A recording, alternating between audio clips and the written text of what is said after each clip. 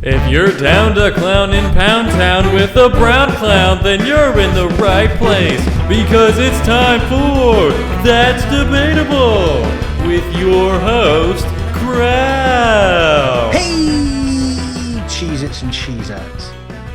There you go, Stephen, you're fucking happy. Right.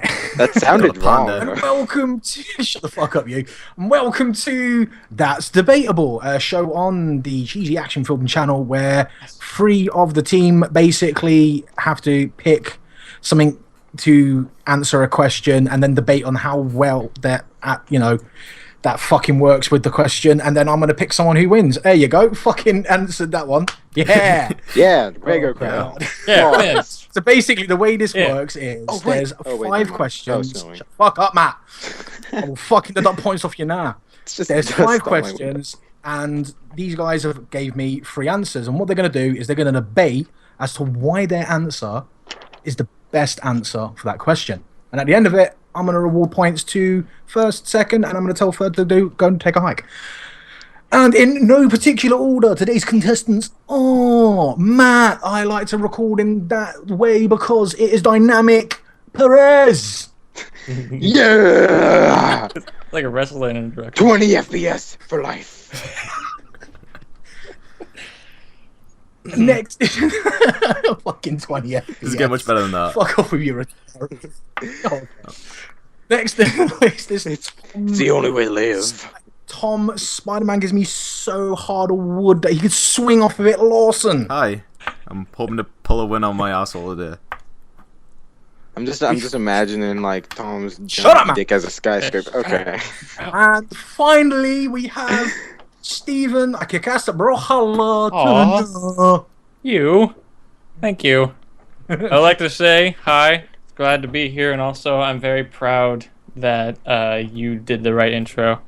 Appreciate that. Oh, right intro and the you know, fact that he complimented you. Or No, the cheese. He said Cheez-Its and Yeah. Cheezettes, and he said CheezyActionFilmz, not Cheesecast. I'm so glad. I got it right for once. I'm so happy. Yeah. Fucking got it right. it felt awkward that it was right too. Do I get a cookie for that, or do I get some cocaine? Can I have some cocaine? I'm short on cocaine. Can I have some cocaine? Give me some cocaine. I want cocaine. Oh. Right. So Later. anyway, shall we just get into this fucking game? Might as well. Yeah. Oh, we shall. Yeah. Right. Well, anyone that knows me knows for the first. This is the first question. But anyone who knows me knows I love my RPG games. I got hooked on them way back in the 90s by Final Fantasy VII. Played around my cousin's house. Loved every minute of it. Went home, bought it myself. And I've never been able to decide in my own head on the best RPG game. So I posed a question to you three. What is the best RPG game? Now I'm going to start with Matt. And Matt, Alright. your answer was Final Fantasy Tactics Advance 2. Grimoire of the Rift. Cannot get any longer of a name than that. Well, you could. I think of a few. But anyway. Whatever, okay. Come on. So give me an overview. What is your game about? Alright, so this is a game, it deviates from the normal Final Fantasy playstyle. It could actually be viewed as a totally different game in general, just has a stamp on it. So this game is pretty much about a boy sucked into the Final Fantasy universe, and he's got to get back home. And pretty much he goes through that, he joins a guild who will help him through it, and he goes around completing quests and stuff, and he got this big map, and there's countless quests, countless things to do, and endless possibilities. Okay. Pretty much the game. Endless possibilities. Of course. Endless. Horrible. Do anything. Wait, hang on. Wait, you'll get your chances to counter. Sorry. It's open world. Tom? Yep. Tom, shut the fuck up. It's not Tom? open world. Ooh, fucking hell. I'm gonna give you a point for that. He actually fucking admitted it. It's not. Tom, you chose. Tom, you chose Kingdom Hearts 2. That's Okay, so yeah, that's correct. The reason Really? the reason why is because Kingdom Hearts 2 is not only my favorite RPG of all time, but it's one of my favorite games of all time.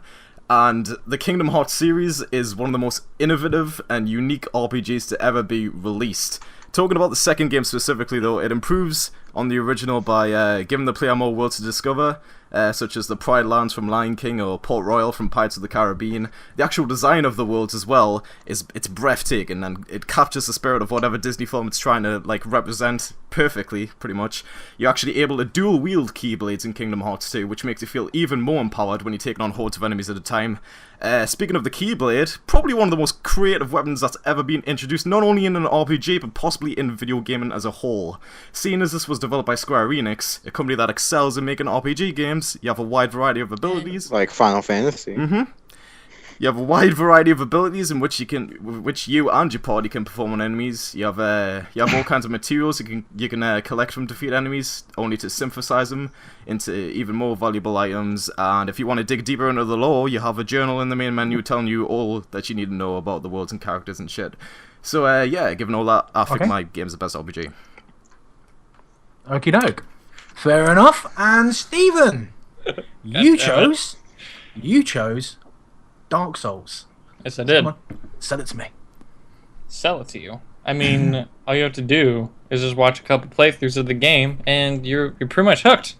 Because this game is basically a homage to old classic RPGs, such as Zelda, which they challenged your thinking, and while they infuriated you, they also made you wanting more. And in this game, it makes you want more. The bosses are intense because the scale of them is immense. That was a rhyme I did not intend. But, yeah. And in Dark Souls, not only is there amazing enemies to fight and the combat is awesome, but you can get to any part of the world from multiple directions. So you can take it at your own pace and go your own way. That is a song reference I did just there. Thank you. Okay. Go. Sorry, I do apologize. And throughout the world of Dark Souls, if you dig a little deeper, you find crazy amounts of lore that you would not have gotten with the base game experience. That's it. Okay. Alright, so that's about it. Go for it. Go. Alright. Debate. Now I want to start this off with Steven. Of course, because you ain't got shit on Tom, because I'm pretty sure Tom's gonna win this one. Oh jeez. I probably do. Probably. Now with Dark Souls, you say it's like the puzzle game Zelda and all those old-fashioned games. Yep. With the with the puzzles, there's very few puzzles. That's not at all what I was gonna say, did you even say that? Really? What the fuck? No. I said it's an homage to the old RPG games like Zelda because they're difficult. So if you don't, unless you either find it out on your own how to beat each level, or you look up a walkthrough. Alright, well I'm retarded in the fact that I heard puzzles. Okay, anyway, different thing. Yeah, so sit the fuck down.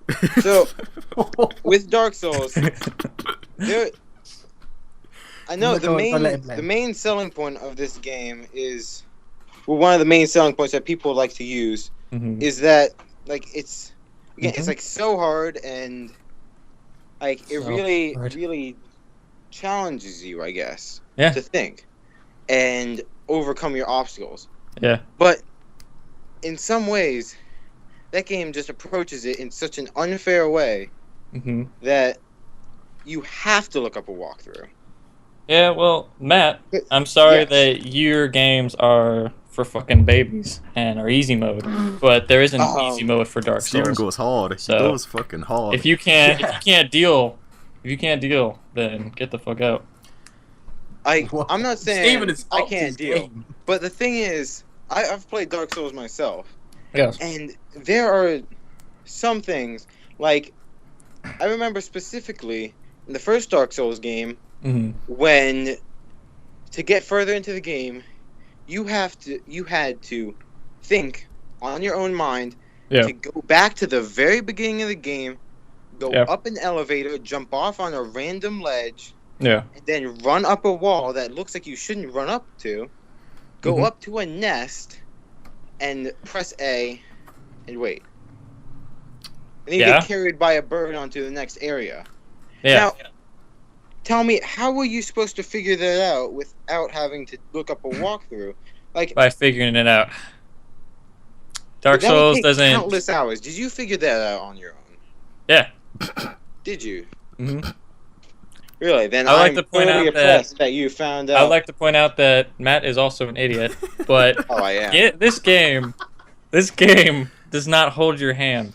Is the thing. It does not show you where to go. It does not tell you where to go. It gives you hints on where to go and what to do, but it doesn't tell you, which is makes for a unique experience in comparison to all these other casual games. Yeah. Casual trash. Get casual. All right, people. I was going to say, is anyone? Are you going to Matt? Are you going to stop?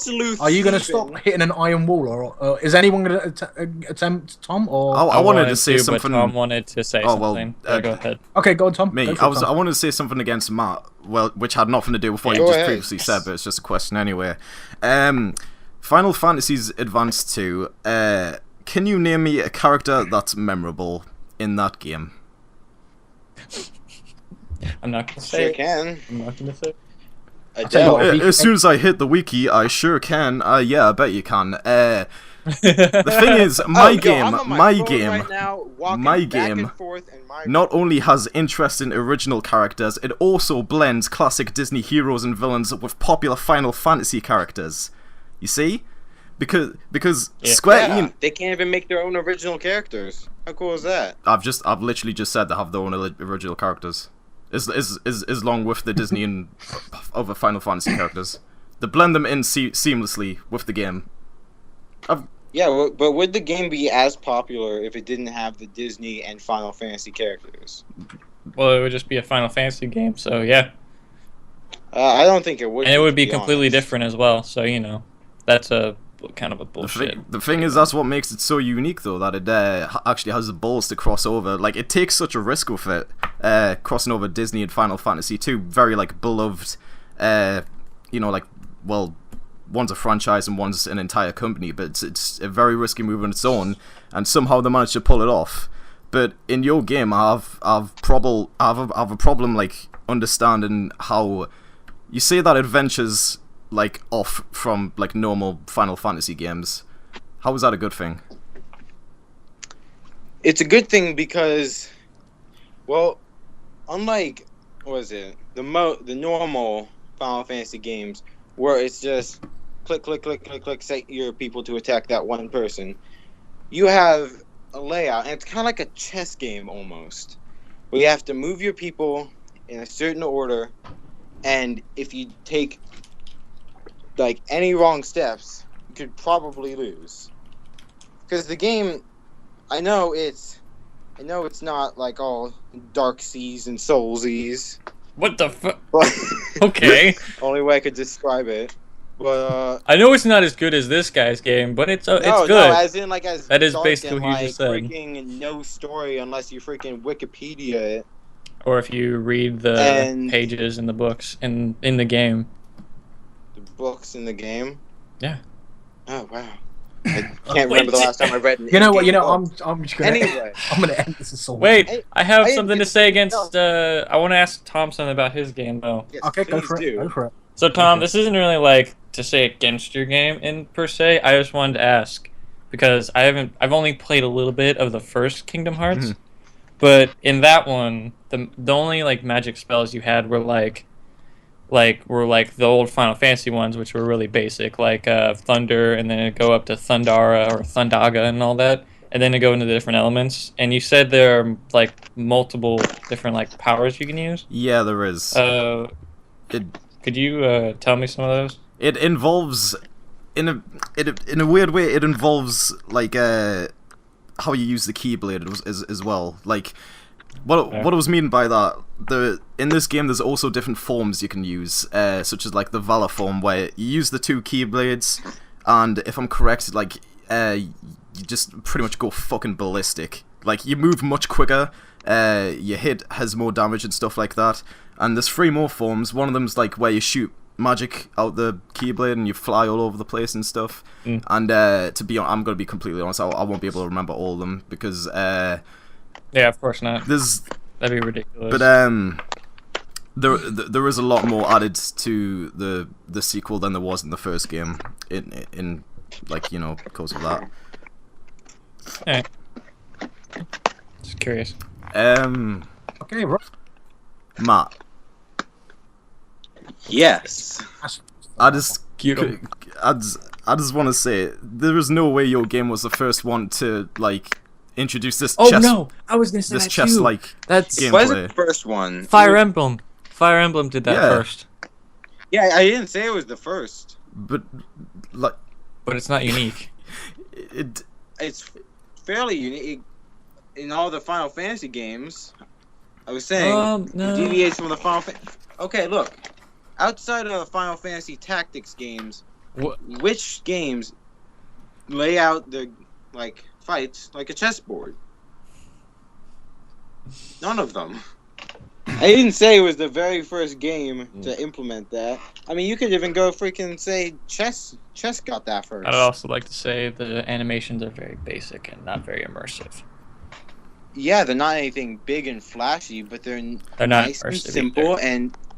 I've done a bit of research as well, and apparently, sure, it's not triple. It's not like a super big new Xbox game. Okay. These dark graphics and stuff like that. It's a nice, pixelated, fun little game. Right. What I wanted to say, and it's not meant to be like. I actually feel like I'm there, casting Thunderja. Matt, let him. What did you just say? And, you know, Matt. You know what, Matt? I should take a point away from you for that one. It's Thundarga. Thundarga. Thundarja. No, Thundarga and Thundargara. Okay, this is gonna be my last point against you, Matt. One thing I want to say is that I did some research, and apparently at some part of the game, it literally requires you to grind through optional quests and shit, which is the most it's the most boring thing that you can ever ask of an RPG. If you to force yourself to play through optional quests that bore the living shit out of you, I cannot think of a more lazy way that the developers could have thought of progressing. The optional quests, first off, they're not very boring, to be honest. And what do you do in them? Getting through the optional quests, it can have their own storyline. They can continue throughout quest to quest to quest. What do you do in the optional quest? Tell me. You can escort people. There's a thing called speed battles where you have to choose. Escort mission sounds so fun. I've never once been bored by an escort mission in a game before. It's not like one of those games where you're freaking. It's the whole game. It has shown you just going through the game, blasting through people, and then all of a sudden you have to blast through people and watch out for this girl. No, it's like it works with the game. The escort missions, they're fun and they work well, and they add challenge to it too because you have to choose the people and the turns, and you gotta actually kind of calculate how you're gonna get that person to safety.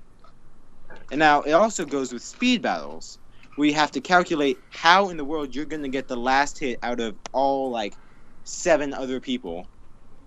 And there are just flat out battles where you have to fight a whole horde of people. Yeah, survive waves. I think that I've said a lot of negative things towards Matt.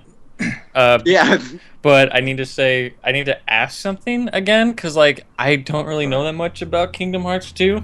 So it's more of a question to Tom to see if it's a bad thing in the game. Okay. But I know that in in Kingdom Hearts 2.5 or whatever, I know that in some of the games the story gets really convoluted and really ridiculous for no reason. Mm-hmm. Is that happening in Kingdom Hearts 2 as well? I will agree that is sort of hard to follow the story, especially if Kingdom Hearts 2 is a game that you start now on. However, it does a really good job of telling you the basics of what's happened and how the characters got to where they are in the game with the cutscenes. It does give you the bare bones minimum, but that is also why I included the journal from the main menu in my argument, because it's called Jiminy's Journal. Jiminy Cricket of Pinocchio, yeah, isn't that so cool? But yeah, that pretty much you can select any character that you come across, and it pretty much tells you everything you need to know about where they came from, like what happened in the previous games and stuff, and it just tells you where you stand with them and stuff. So basically, all those people complaining about Kingdom Hearts being like really convoluted were probably just confused because they didn't read like the character notes. I'm not going to say that the story is very convoluted, but once I think it's really easy to get invested to at the same time though, because if you actually pay attention to it and let the characters charm you over, like that's it. You just sucked in. I could say the same thing for Dark Souls though. Like the lore in Dark Souls, it's something that you get like very little of in game. You do have to go out of your way in most cases to actually like find out the history and stuff about what you come across.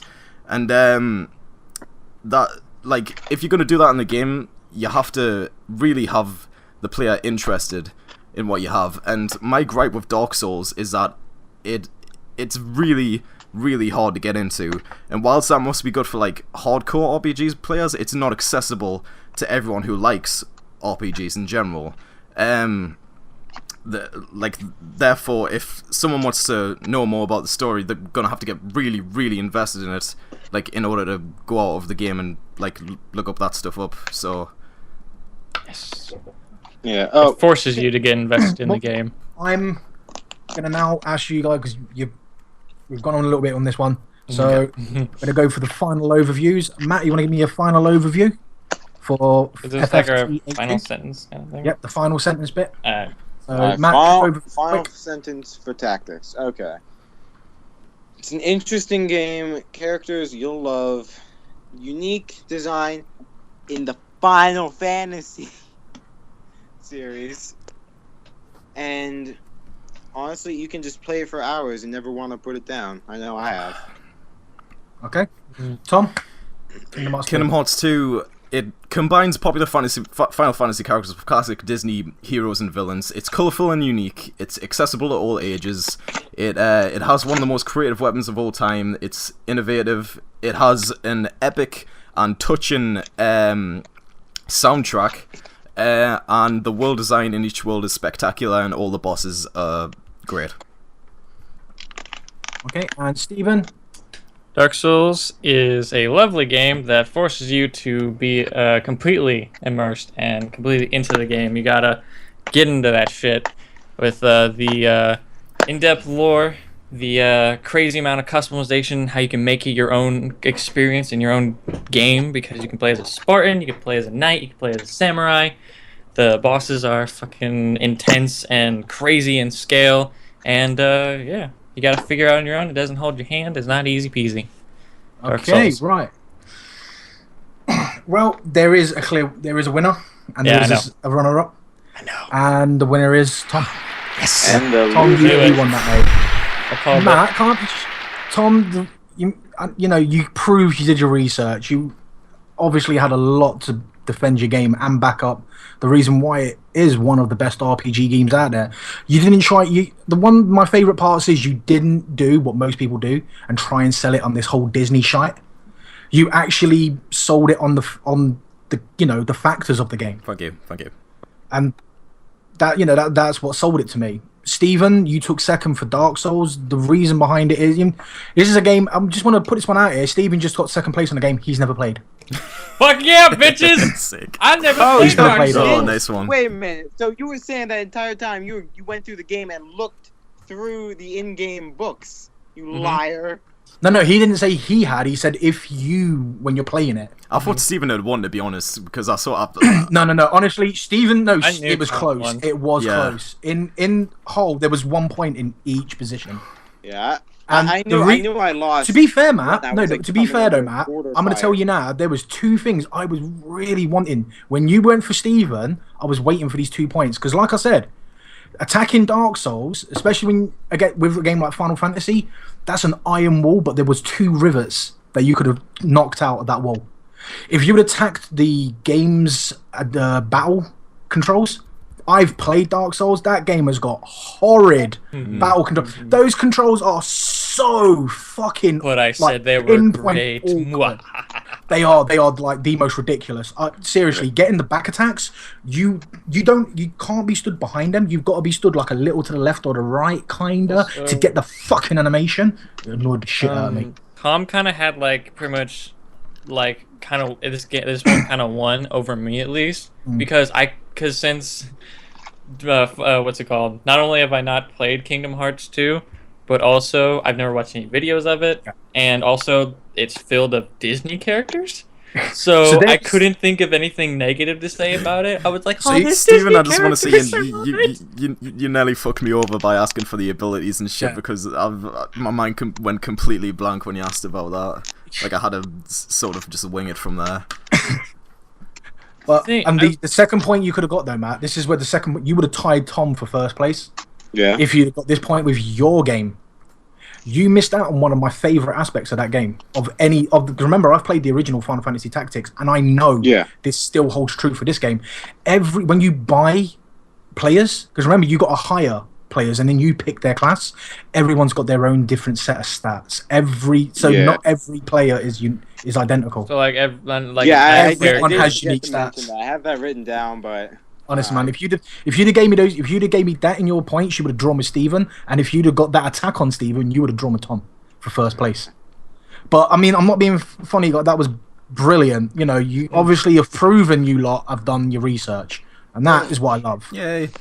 And yeah, man, it brings us into our next question. Okay, this is what I'm going to win for sure. Anyone that knows me knows I love RPGs, but I love MMORPGs just as much. I love multiplayer. Multiplayer is my shit because it's the way that I communicate. It's the way I socialize. So, I want to know, what is the best multiplayer experience? Now, we're going to start with Tom on this one, because you have chose a game that I'm very into at the moment. You chose Payday 2. So go on. I just want to say I chose it before you were into it, so this isn't pandering to you. I know. No, I'm not. Yeah, exactly. I know you weren't playing this one to me because you had all your answers in probably 2 or 3 weeks before I even bought Payday 2. I just want to say I'm not trying to fucking cheat or anything. No, I know you. Anyways, yeah, the game I picked for this question is Payday 2, and the reason for that is because this game demands teamwork in order for you to actually succeed in like pulling off heists.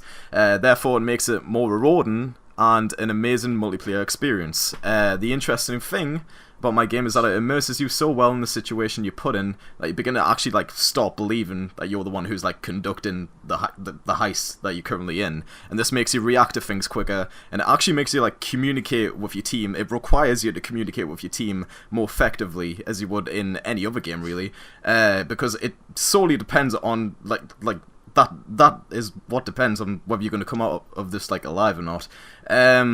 It's, what can I say? It's fun. It's exciting. It's the perfect game to play with friends when you're in the mood for balls to the wall action, and it's just a great game, great multiplayer experience. That's all I've got to say, really. Nice. Okay then, next on the list is Steven, and he has chosen Brawlhalla. Steven, sell it to me. Okay, so Brawlhalla multiplayer experience. Obviously, the thing that makes a good multiplayer experience is the people that you are playing with, you know, the people you interact with. And Brawlhalla, it helps that it has a really small community currently. It has like 100 to 300 players at max online at a time. And there are a few, like the shitty people are few and far between. Like, you know, there's not many really nasty people in Brawlhalla right now. The worst you'll get is they'll leave the match without saying GG. I mean, who the fuck cares? But other than that, the community is completely dedicated to making it's fun for everyone. So, like, there are actually like groups that are dedicated to teaching people how to play Brawlhalla, so they have more fun with it. There are game modes that are dedicated to make the multiplayer experience even better for people who aren't like super tryhard at the game like me. But yeah, it's good. It's a very accessible multiplayer experience for competitive and casual people. Nice. Okay then, and Matt, you have chosen Minecraft. Possibly one of the best multiplayer games out there. You can play with as many people as you want, all your friends. You can set up a server real easy, and there's so many things you can do. There are countless servers with different mini games, and like constantly like figuring out new ways to play the game. Like there are so many like mods too that you can bring with your friend. There are gun mods where you can turn it into pretty much like a Call of Duty game with like constructability and destructibility. You can add Pokemon to the game and like play with your friends, like playing Pokemon just with Minecraft. And the feeling of building a large creation like a tower or a city with your friends and seeing it come to like a conclusion and finishing it off, it's like one of the best feelings you can have. It can actually really bring people together. Okay then. Damn it. All right, boys and girls, go for it. Debate away. I want to say something against Steven since I bashed Matt like last round. Fucking knew it. Go on then, Tom. I think I would say Brawlhalla has one of the best communities in a video game, rather than like the best multiplayer experience. It's not a cooperative game, it's a competitive game, and what that means is, like, though there's not as many toxic people there, there's still the chance that you could get really pissed off when you lose.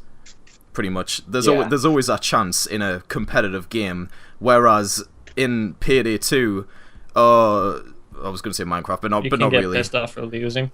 You can, but the whole team feels that way. You're not the one sharing that pain yourself, and therefore, when you're in a competitive game, you're the only one who feels that pain. What happens when it's in 2v2. Payday 2? You want to do better, but in Brawlhalla, you just get discouraged. Well, not exactly, because there's 2v2, so there is team, like, competitive-ish, so the whole team can bear the weight of the loss. But but sorry, Matt. Which is the main game mode? There is no main game. If you're talking about Brawlhalla, you have to take into account all of the modes, though, because you can't just keep playing. Yeah. There's Brawl Ball, which is basically like a football kind of game, which is 2v2. There's Bomb Skip Ball, which is basketball with a bomb, and it's 2v2. There's also like Free for All, which like you're all against each other, and then there's of course the 1v1, which is probably the one you guys are referring to. And yeah, it can be disheartening, but I mean, if you're that kind of player, then yeah, you would get disheartened. But that's just different kinds of people. All right, that's fair enough. I'll accept that. Matt, I'd say your game is rather a single-player experience rather than a multiplayer one. Minecraft is pretty much made to cater to your creativity, and doesn't playing with other people like pretty much like, you know, go against everything that's meant to do. I mean, like, if the like, whole experience of Minecraft is meant to be like, oh, make whatever you want, it's completely up to you. When you're playing with other people, everyone's obviously going to have a different like way they want to do something, and that's obviously going to clash with what you want to do. So I just want to ask you, like, what's your thoughts on that? Well, my thoughts on that, yeah, like, some people are going to be like, oh, I want to build a spaceship, and some people are going to be like, oh, I want to build a pirate ship, and another guy's like, no, I want to build a regular ship. Like, that's where, like, compromise comes in. You have to compromise on what you want to build, and hell, you can even just go and build all three if you want to. Yeah, but then it wouldn't. Because you can. Then it wouldn't be a multiplayer experience because you could do that on single player. If you're building. Sure, you can do that in single player, but it takes way more time, and it's not nearly as fun to build with your friend. They could be working on the mast and collecting things while you're building the underground and digging out water, so the boat isn't flooded. Well, another thing about Minecraft, it doesn't have a clear goal. Like, I know that in a way can be an appeal of Minecraft, but once you finish doing something that you wanted to do, you just sort of left with the feeling of like, well, what now? Whereas in what? The thing is with the no clear goal is that's why people have made goals. Like, it isn't like an RPG where like you have to get to a certain point and like end it there.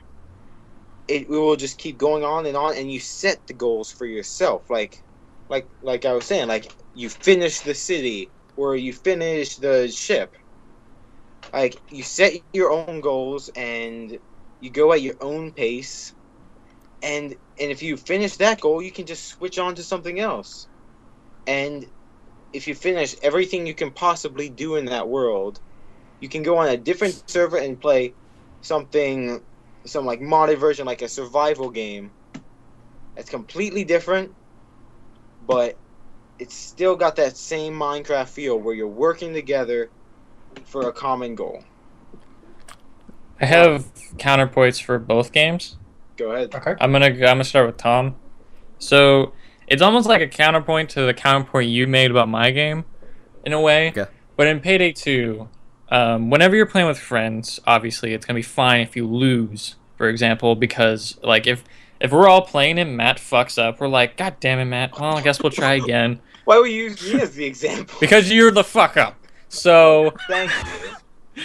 But if you're in a multiplayer game with like random people, and since it's a much larger community than than Brawlhalla, you have a much better chance of, like, if you screw up, getting your head shoot off because someone's pissed that you wasted their time in that game and like got a loss instead of a win. So Well, Yes, there's definitely with Payday 2. why the fuck are you replying to a point that he's made against my game? I'm adding to it. Okay, fine. Go ahead. What I was gonna well, that sort of ties in with it demands teamwork. Like it's possible to be like you're always gonna get like sort of dickhead players, but in Payday 2, if someone gets knocked down, it's gonna if you get knocked down, if someone comes to revive you, like I've wait. Wait, I have a question. What? When you get arrested, like, can people can like unarrest you, can't they? you can trade civilians. Pretty sure they can. Right. What I was gonna say, Like if you get downed in any case, if someone comes to help you or revive you, or whatever, it will increase the chance of the heist going well. It'll increase it of going successful. And they're pretty much forced to help you out. It's not a one-man game. It demands all four players to play by the rules in a way. Where Brawlhalla, it's the main. I know there's other modes, but you have to admit that 1v1 is the male appeal of Brawlhalla. Everyone's in competitive sense. The male appeal of it is 1v1 ranked. In competitive sense, yes. Well, I mean that's the popularity But of if it. you want to play it casually, you can play free for all. I know way more players who play ranked rather than all the other casual game modes, and you have to depend on yourself, and that's what I'm saying. Like you can only blame yourself, and in that you can't chew out others and be mean to others. You can only blame yourself. But how can that be a good multiplayer experience when you come out of it feeling shit about yourself? That's what I'm saying. Because you don't make other people feel shit about themselves.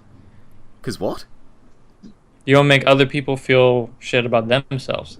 But yeah, how but can that... then you wouldn't even be like interacting with the other people whatsoever. Like you just fight them, and like one of you feels shit and one of you doesn't. It doesn't really. If you make someone else feel shit, isn't that exactly what you're trying to go against? Like you like. No, what I'm saying is in your game, if someone fucks up and someone chews them out for fucking up, they'll make them feel like shit, like someone else feel like shit. But if you fuck up in a game and you feel like shit, it's not nearly as bad as making someone else feel awful. But you're working it as a team in Payday 2. Like if it's 1v1, like it's just bullshit, to put it frankly. Like you're just gonna come out of it like feeling down about yourself, and how can that be a good multiplayer experience? Like you're meant to come out of something like that feeling hyped up and wanting to play the game again. About 1v1. That's all you guys are talking about is 1v1, when that's only like a small percentage of the game, even though a lot of people play 1v1. That is only a one game type, and you can't even queue for casual 1v1. So, like, you have all these other game types, like free for all, like I said, bomb skip all, fucking that's only one game type. And Matt said something about the what was it? Interacting with people. There's tons of interaction. Like the community is always setting up tournaments and like events and like ways to play with each other. People are always looking to play with others. It's a lot of interactivity in Brawlhalla. That's a sort of that's a thing though. It's more community than actual like And the community makes the multiplayer experience. Okay. So if you say you weren't. Sorry, were you gonna say something? I'm gonna speak this time. Okay. I'm gonna speak this time. Oh. All right. Ooh. Laying down the law. All right. First, I'm gonna lay down my final thing against you, Steve, and then I'm gonna go after Tom. It's gonna hit you with his ring I still have the counterpoint from Matt before. Okay, and so Steven, like, say you're someone who, I guess, someone who doesn't like have many friends. So Tom, for example. Okay, just kidding. Yeah. Just a random guy. He's like, oh, bro, that's fun. I think it's free. I don't even know. You just gotta get beta key, which is easy to get because streamers are giving them out all the time and devs give them out all the time. And like, say you go into the game and you think it's like, oh, it's a normal fighting game, and like you don't think to immediately join the community and like look up, oh, how, like the Steam community, how do I get involved? How do I do a tournament? What? Like, so then the fault is in that person for not like looking for it or using the tools that are available for them. The thing is, you're saying much more like harder to get to, like actually get with other people. Not really. You're saying the community makes up the experience. So what if someone comes into the game not knowing anything about the community? Well, they can find out about the community. But what if they don't want to? Like in my game, you can just jump into it. You know what it's all about. You know what you have to do. So you act as a team. Not necessarily. But in Brawlhalla, if you just jump straight into 1v1s, get your ass kicked over and over, you're not gonna. Okay, well, I was a new player to Payday 2, and I got my ass kicked. I didn't know what the fuck to do, and I got yelled at. So, there you go. Yeah, and that kind of brings me to the point against Tom's game. Now, you're saying that for the multiplayer, that people are like forced to work together, or else they'll, I guess, just fail. Well, it'll increase the chances of like actually successfully pulling off the heist. Of course it will. The more men, obviously you're gonna have a better chance of getting the job done. There are people out there who play Payday 2. I've seen some. I know people who play. I'm not saying I play because I know you guys know I haven't played it yet. In that game, there are some people who really couldn't care less if you live or die, and they don't really think to how it will affect the mission success rate. They'll just be like, oh, screw you, at least it's not me. And they'll just go on with the mission. Alright, like I said, there's always going to be players who take it solely upon themselves to play out the game. But Payday 2, if everyone acts accordingly and actually works as a team, then you're going to get the better multiplayer experience. Like you can't name one cooperative game that you're not going to get someone who like doesn't want to play by everyone, like everyone else wants them to. Just I don't know, dude. Like it doesn't need you to act in the way I'm saying, but in order for you to succeed, you do pretty much have to. Like it is a choice, but if you want to pull it off, obviously you're gonna have to act in the way that I'm saying, if you know what I mean. I have a point against Matt's game. Go ahead. Okay, I'm gonna let this be the last one as well. Okay, so Matt, you said it's very accessible with like the multiplayer and all that, and mods and whatnot. First of all, setting up a server is actually a lot of work, and it can be very, very difficult to set up a server. And also, if you add mods into the program, if you want all the mods you want, there are some mods that just don't work with each other, and you have to edit their coding in order to get them to work with each other. So that is not easy or accessible at all to anyone. Okay, well, I'm not saying every single mod is gonna work. Every single mod, like, well, you there's said gonna it be was some mods with kinks. easy to set up a server. That's what you said. Now, I know you're thinking of I know you're thinking about the the coding, like setting up one of the big servers. But have you heard of the Realms servers? Yeah, we played on some. Yeah, those are super easy to set up. Okay. My friend set up one instantly, and you can post it all day. One of your biggest points was the modded aspect. So, and modding a server is not that easy. Sure. Now, modding that specifically is kind of hard, but there are packs for it. There are these special launchers that you can download, and it will mod the launcher. But if it doesn't have the mod you want in it, then you're kind of screwed. There are custom packs you can create in the mod launchers. Make your own mod pack, and the other person can do the same, and then you can set up a server from there, and they can join you. But it can still sometimes not work. Wait. Well, I mean, sure, with modding, there's always going to be some things that won't work, because it's made by other people, but the majority of, well-known mods work very well when combining with other people. Crawl. Okay, what? Can I please have one more point? Please. Oh boy. One. Brawlhalla isn't a finished game. It's in beta. Oh! It is. That's all. Okay. I'll take that. Okay, right. So, final overviews. Tom, go. PAD2, it makes you feel like you're actually involved in a team, and it feels like you're actually it's up to you to be a team player, and it feels like you're actually taking part in a crime. It's fast paced. There's loads of customization for the masks. That's all I'm fucking saying. I think I've already said most of the points I have to say, so there's nothing more I can add. Stephen? Okay, Stephen, go for it, mate.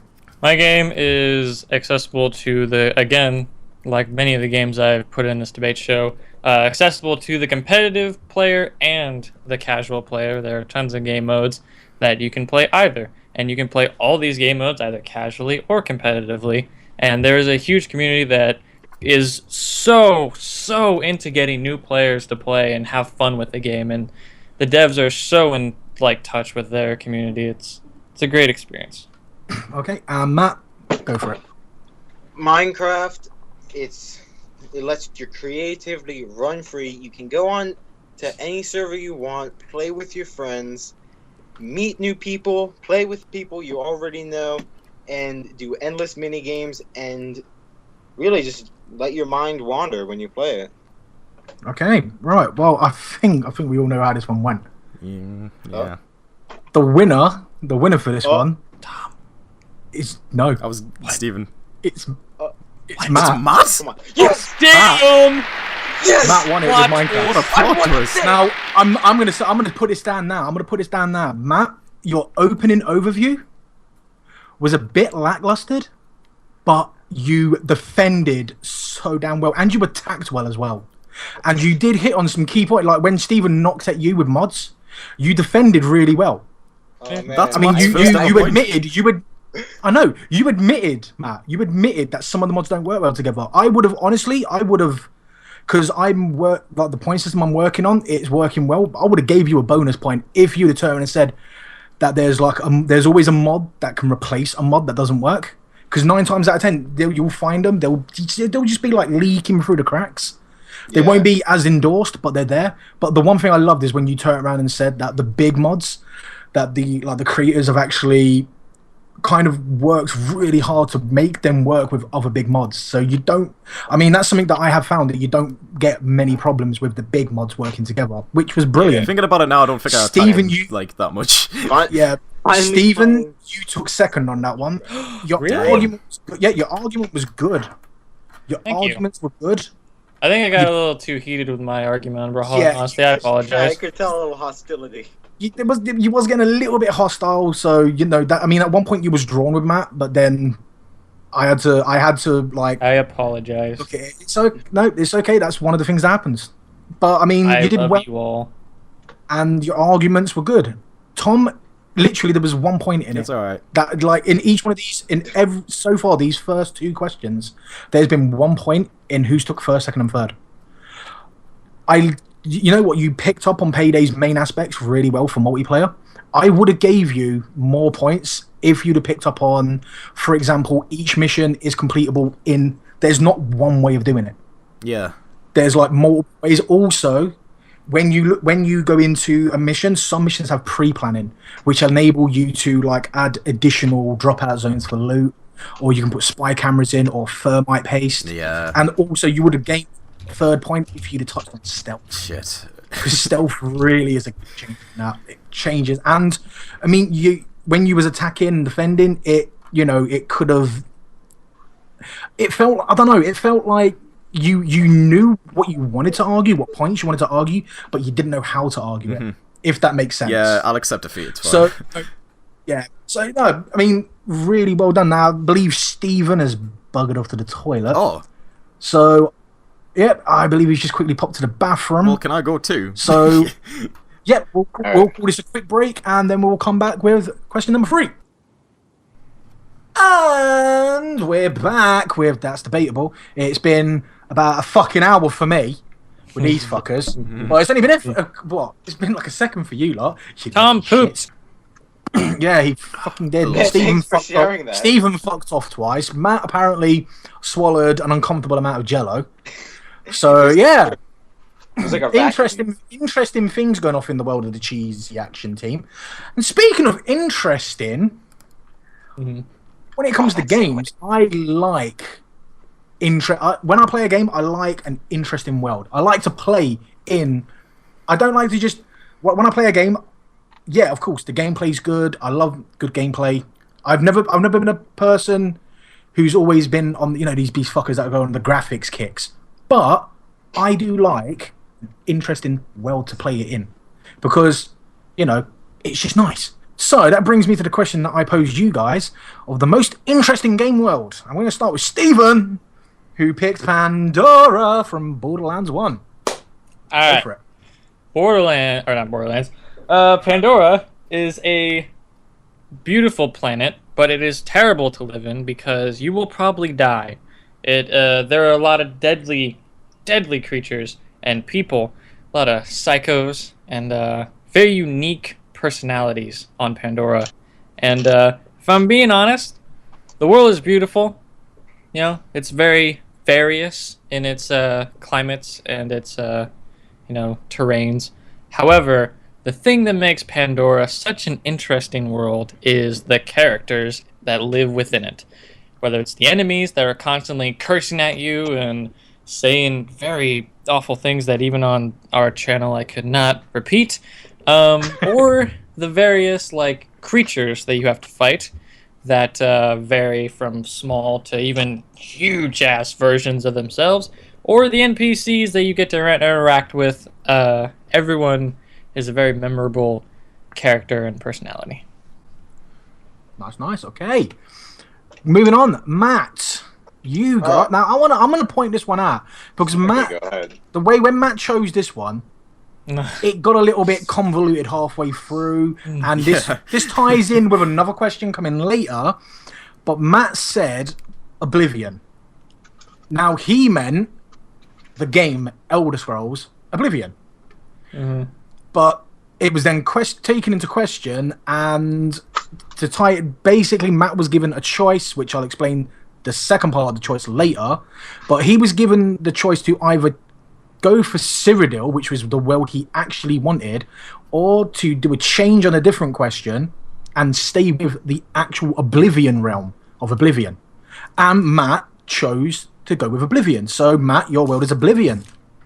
Alright, now I know Oblivion is technically only a subsection of Cyrodiil and Tamriel as a whole, but honestly, it's so much more interesting. If you look deeply into it, there's not just one plane of Oblivion. There's over 37,000 other totally new worlds in Oblivion. There's 16 major planes in total, all ruled by their own Daedric princes who control it, and every single plane is affected and molded by how these Daedric princes they're pretty much gods. every world they control is molded by pretty much their attitude, their imagination. The worlds can vary from like a happy forest with carefree, gaily skipping Daedra, or it could go to the hellfire you normally see associated with Oblivion, with like the imps and pain and everything bad there. Or it could just be a void with just dust floating around everywhere. It could be anything. And it all varies in size too. It can go from the size of Nirn, the planet the Elder Scrolls takes place on, to an infinite size, ever expanding. And these worlds, they're even more interesting too because they actually come into contact with each other. They open up portals in the world of the Elder Scrolls, and you can actually travel to each different plane of Oblivion and interact with each one of the Daedric princes. And each one, they're all so unique and different. And some of them even want to invade the Elder Scrolls world and destroy everything about it. And there's this whole convoluted plot with a demon and a dragon. But that's different. Anyway, that's it. Okay. Cool. And Tom, you've gone for Rapture from Bioshock 1. I just want to say before I start my overview, I was not aware that Matt chose Oblivion, so I've been sort of researching Cyrodiil for the past week, and I might be a little bit fucked now. You were the one that brought it into question. I'm going to put this out there as well. You're the one that brought it into question. Yeah. And didn't remember, I asked him to choose. I'm glad I went with Oblivion too. It's so much more interesting. I could have swore you went for Cyrodiil, but okay, whatever. Right, go for it, Tom. Rapture. I'll wing it. So yeah, I've chose Rapture from Bioshock, and why I've done that is because I don't think I've ever played a game like Bioshock where it just wraps you in this world and you just get so mesmerized by the look of it, and you just want to know more about the story behind the actual world and the actual politics surrounding it. It's the atmosphere. It goes between beautiful and terrifying. The deeper you explore, you just want to know more about it. It's just it's got this 1950s vibe to it. It's got all these cabaret style stuff. It's underwater, which is fucking cool. I know it's not very professional to say, but it's fucking cool. It's underwater. Fuck. Whatever. That's the end of my argument. Crack. Okay then, right. To be fair, just gonna go on. When you said it's not professional to say fucking cool, I've heard worse from actual professional game designers, and I've heard worse from them when they're talking about other people's games. I do quote the words "fucking cunt" in shit. Nice. I'm gonna let people do research on that one. But anyway, right. So to the debate. Go for it, lads. All right. So, sorry, Matt. I'll let you start. Sorry. Okay. So polite. Sorry to do this again, Steven, but I'm gonna go after you first because it popped in my head. All right. Now, Pandora. Yeah. It's when I would play Borderlands, the world is very boring. It's very plain. Now, the only times it's really interesting is when you get to the few settlements around the area where you have boring people with reused dialogue, and even in the first one there's no dialogue at all. There's no other people. There's just enemies. Not true. And some vendors.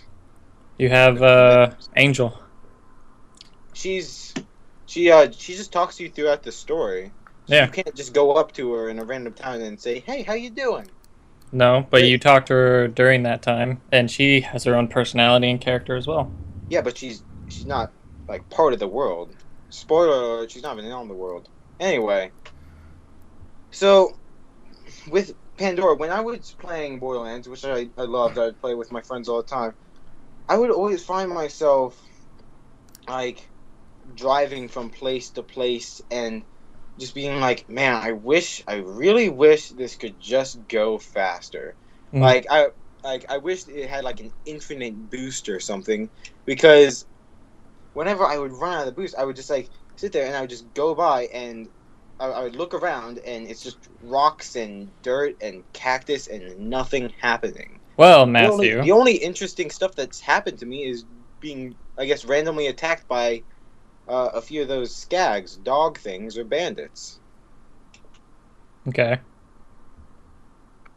Well, Matthew, I have to say that fire is not nearly as interesting as you are making it out to be, and neither is that gaily running whatever the fuck you were talking about.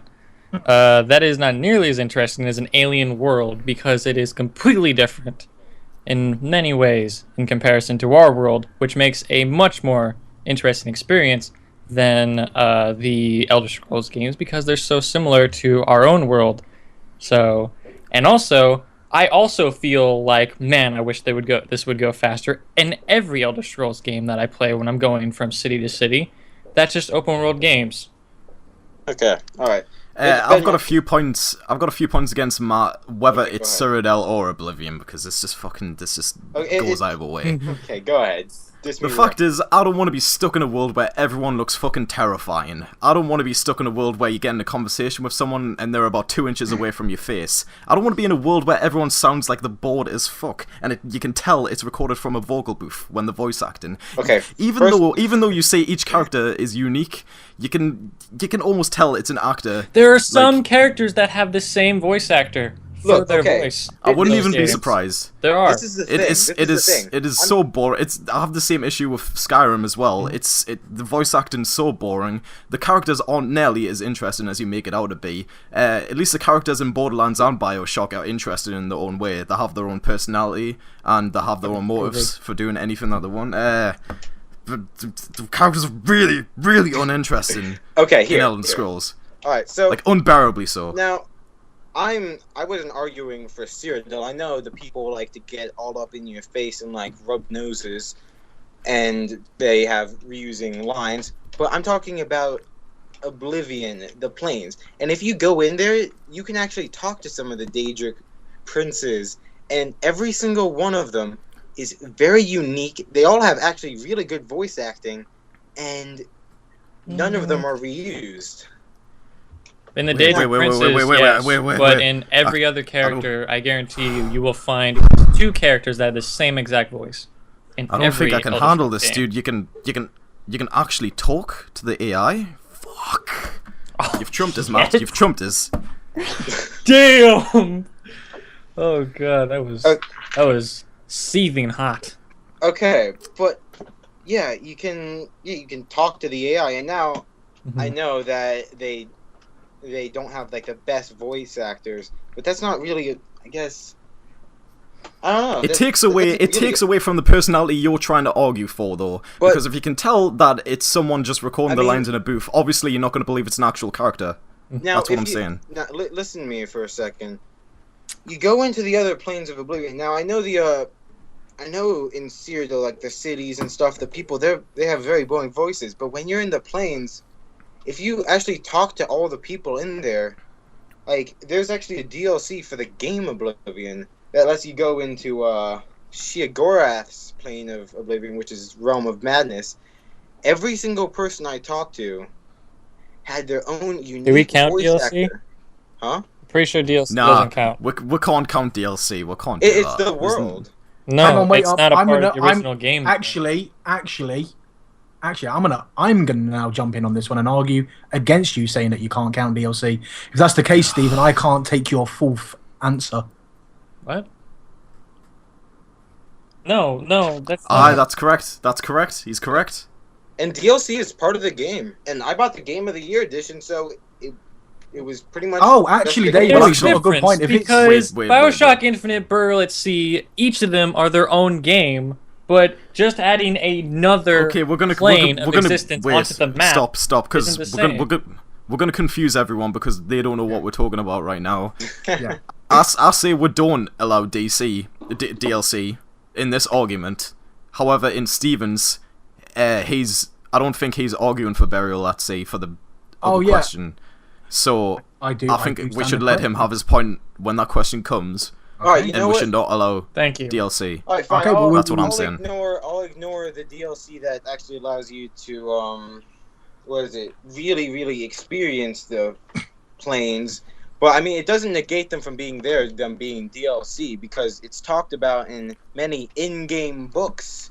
But you don't get to experience it, so it doesn't even matter. Well, yeah, because you're not allowing the.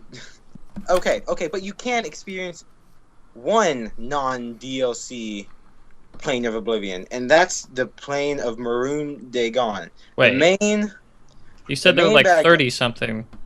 Huh? And you said there were like 30-something, and you can only experience one? Okay, look, there's 16 major ones. Now, most of them you can't. Well, I mean, look, most of them you can experience through DLC, but again, you're not allowing that, which I'm now realizing. And so there are some other ones you can experience, not to the extent of Maroon Dagon, though. He's the one going around opening portals, releasing all his monsters onto town. And if you go into there, you'll look around. Okay, you guys are giving me a hard time. I'm trying to fight for it. I'm sorry, Matt. What? To be fair, Tom, I gave you a point for your counter argument on the DLC thing because you did bring up a valid point, which I'll explain in the next question. But I'll take it away from that. He's trying to defend it. Whatever. And you better go at us for talking over each other when defending. All right, so if you enter the portal, which portals are set up all throughout the overworld, every single portal you go into leads to a whole new area, and they're all filled with spiraling towers and jagged bridges and hellfire and lava everywhere. And you go inside, and each tower has its own unique architecture, with like even rooms for the Daedra to stay. The Daedra are the demon-looking people that live in the plains of Oblivion and fight you. And there are countless enemies to fight, and you can even talk to some people, believe it or not. And they all have their own unique dialogue. Okay, right. Please, Matt's just had about an hour. Now my brain is dribbling at my asshole. Let's just move on, shall we? Stephen, go for your final overview. My final overview. Oh, what? I'll go on. It's not fair because Matt took over that full thing there. Like, I mean, Stephen barely got anything in. Because you guys were like saying everything I had was negated. I'm sorry for interrupting you before, but I'm just trying to make a point that this is for the best and most interesting game world. What you've just said there bored me senseless. I wasn't allowed to talk about the interesting one. Okay. You had a choice. Kral said you had a choice at the beginning. To talk. You're saying right now that you do not think this is the best game world, so therefore you've just Well, I mean, I want to talk about GG Mass, good game. More about it. Okay, fine. Stephen, I pretty much have the same point that Matt already said, to be fair, but it's still pretty much valid. It's a barren wasteland. It doesn't really the world isn't nearly as interesting as its characters. Which I suppose is fine for the game, but for a best game world, which is what we're arguing, that it doesn't really go well. You know what I mean? Mm-hmm. As for my world, it's scientifically advanced. People can have fucking normal citizens have fucking superpowers in Rapture. Yeah. Okay. It experiments with propaganda. It experiments with social commentary. It's a really smart, well thought out world. I've never been in a world where I thought, wow, this could actually be a real thing. As for Oblivion, that's just, to be fair, I find that so boring because it sounds like something I've heard in every a common RPG. It just sounds so boring, so basic. I mean, I have to say against Tom's game. Shut the fuck up. I have to say against Tom's game. Glad you're Tom's Tom's game, I will agree, that it's very interesting. However, while it is a city underwater, it is just a city from the 1950s. So you can see like the architecture and the clothing style and all that in like most museums, but you can't see Pandora architecture or Pandora style in anywhere else other than Pandora. Can you explain to me exactly what Pandora style is, like their style of clothing? Crazy. I was gonna say you can. Shorts.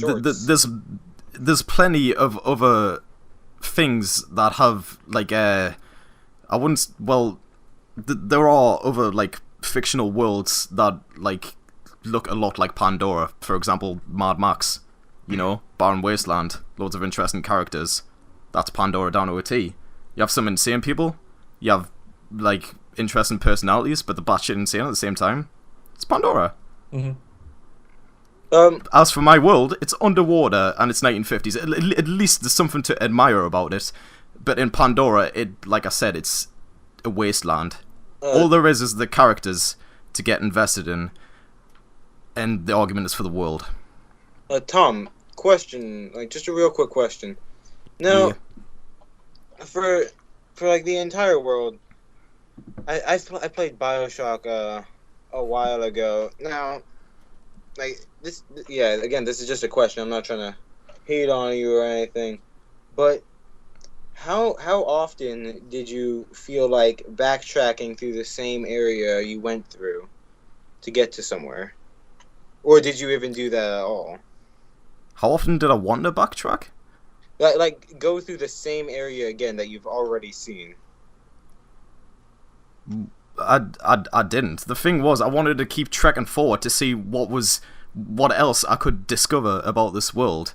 I've already took in, like, I don't just go from one stage to the other without, like, admiring the scenery or anything. I've already took in everything this game is putting in front of me, and I'm loving it. That's the reason I want to trek forward and see what else it throws in my way. I want to see what other ideas this world wants to show me. Like, yeah. I'm that interested in it. That's the thing I was thinking about. Like, that's pretty much it. You can walk through all the levels of the Rapture, and you can just take it all in. You can leave, and you can just look around, and that's it. There's not much to interact with. Okay, that's one thing. Okay, listen. Uh-huh. The thing with BioShock is that it paces itself. It gives you little snippets of what the world is, especially the opening cutscene is one of the best opening cutscenes in the game of all time. It gives you a little snippet of what this world is about, and then it just lands you straight bang in the middle of it. As for your game, you just set the thing is you put in there, and you have the ability to explore it yourself. And while that could be argued as a good thing, you don't exactly know what you want to see, if that makes sense. Like, BioShock knows what the player wants to see, like, and it gives exactly that. It paces itself out. Oblivion doesn't do that, though. Oblivion, it gets you invested more in the story rather in the world. Well, I mean, the thing is with Oblivion, you don't know what you want to see because it's always so unexpected. You never know. Does it really throw that much new things at you, though? Does it really surprise you like Rapture does? Because I know that you get enemies thrown at you and stuff, but that doesn't really contribute to the world that much. As for BioShock, you learn new things as you progress through the game. If you listen to the audio boots, some of them give really interesting detail about the backstory of this world. And as for Oblivion, as far as I know, you just sort of like trek on through it, and there's not much to be discovered, to be fair. Like, once you're in it, you already know the gist of it and everything. You know how it looks. Well, you know the feel of it. And there's nothing really new to, like, go on from that. There's a lot of different things in Oblivion. You can't just walk into one plane and be like, I've seen it all. You can go into many different areas. I know there's an area where there's a floating village on the water that you can go through, and I didn't expect that. That was something totally new. I can explore that. Since it's open world, though, it can't pace itself so like it would have the wow factor for you. Like, you could come across at any time that you wanted, and in some cases it would sort of like would impact the actual effect it would have on you. BioShock knows when to do something. I can't just experience the things whenever I want it. They pop up like appropriate to the story, and if I've already seen some things. I don't think so. I'll tag in Steven. I'm pretty sure that open world games mean that you can go anywhere, whenever you want. That's what I'm trying to say. Well, some things are available later in the game. Like in the very, very beginning of the game, like this is trekking outside of Oblivion. What? You can't even, or like the realm, I guess, into Cyrodiil. You can't then. You can't like use that in your argument. All right, then never mind then. Well, yeah. Right. Okay. Great. You guys totally screwed me over with that whole. Last thing I like, because like that was coming. I wanted to say about BioShock, the Rapture. The only last thing I have to say about it is that you mentioned the opening cutscene, which is I agree, one of the most amazing cutscenes in the world, or in gaming, and one of the most amazing opening cutscenes. However, I feel like with Rapture, the huge wow factor you get, it doesn't get much better about the world other than that. Like whenever I was going through the game, it didn't really feel like it was ever gonna get better than that, or even close to the opening cutscene. And it felt like the same, like architect, like the walls. I'm pretty sure I could go through Rapture and count how many walls and models were reused. I feel completely different, because the opening cutscene sets the atmosphere perfectly, but it only shows it for a brief amount of time, and then it shows you some like little propaganda piece, like explains some details about the world and whatnot. But there's still moments when you're actually playing the game, such as one that comes to mind for some reason is I can't exactly remember the situation, but there's I think it's the first encounter with a Big Daddy maybe, and you see him like impale a splicer, I believe, from a little sister. Splicer. And you're just like, oh my god, like I'm gonna have to face one of these soon. This is actually what lives in this world, and this is a potential threat to me. And I shit my pants at that moment, to be fair. It's everything that's inside this world is intrigue. I don't think one thing is boring about Rapture. I think that the design for Pandora is boring, but the characters are interesting, and Oblivion, in my honest opinion, I don't think anyone else would say this, but I think everything's boring about Oblivion. I hate Elder Scrolls game, to be fair. But that's just my opinion. I'm biased, so you don't have to count that as a point. But I don't think one thing in Rapture is boring. I personally say everyone is entitled to their own opinion. Yep. And that is your opinion on Elder Scrolls. Matt has his one. Are we all done with the... Because it sounds like everyone's exacerbated. Oh, good. All right, Stephen. Give me a final overview. Okay, so part of the world is the people that live in it, and there is no other like world that has more memorable and more crazy and wacky characters than Borderlands and in Pandora. Excuse me. And there's no other place that has the crazy enemies that curse at you and yell terrible obscenities at you while you fight them. Like Pandora. Matt? Well, Oblivion, the plane of the immortal princes. There's thousands of them, each one unique in size and atmosphere.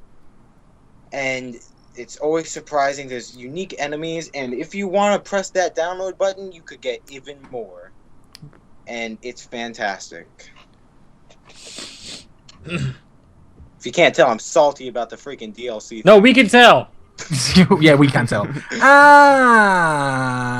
And Tom. The world of Rapture is absolutely breathtaking. I've never thought I'd say once that an underwater city is the most believable in-game world that probably is featured in games. It has excellent social commentary. It's the atmosphere is amazing. Like I've said, it shifts from when you look at the world, it looks beautiful, when you encounter the enemies, it's fucking terrifying. So I think it blends those two very well. You just want to know more about this world. It gets really invested. It's more scientifically advanced than outside of Rapture. It's fucking underwater. It's cool. Okay. Fair dude. This is really fucking hard for me because two of you are drawn at the moment, and I'm just trying to figure out. See how this could be close. I'm pretty sure I know who should win. Yeah. Man, you know. I don't like Elder Scrolls games, and I don't like Borderlands, so. I wish you guys could yeah, but that's your opinion. I have a page full of all the DLC stuff. Yeah, I'm gonna. You could get both of them. I'm gonna award this one to. I'm gonna go for Tom. Yeah. I'm gonna hit for Tom. Tom has the most interesting world. Like. Yeah. Damn it. I'm gonna give it to Tom. Tom, you had a good argument, a real good argument.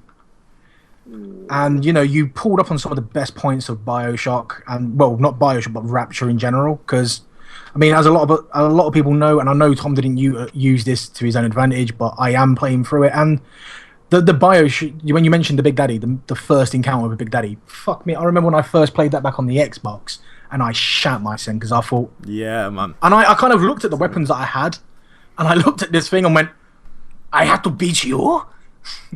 What?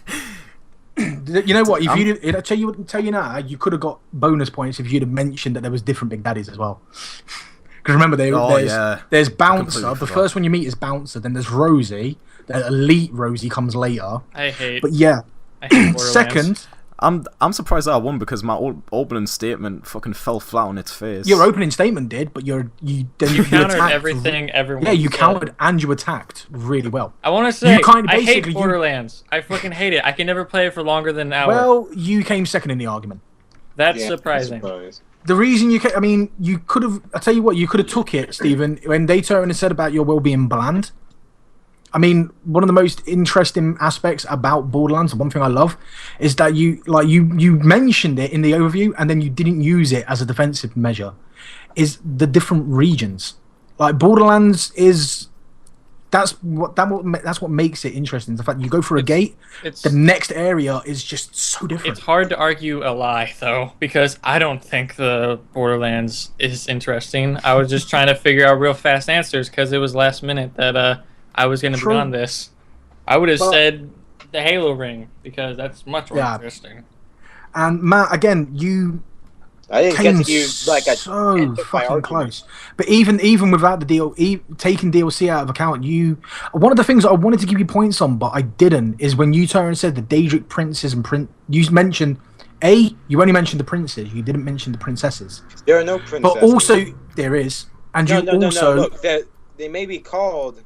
Do you want me to pull this shit up? No, please, dude. I used to live the Law of Oblivion. Don't fucking talk to me about the Law of Oblivion. Matt, don't be salty. Don't be salty. Stop being salty, Matt. I will fuck you.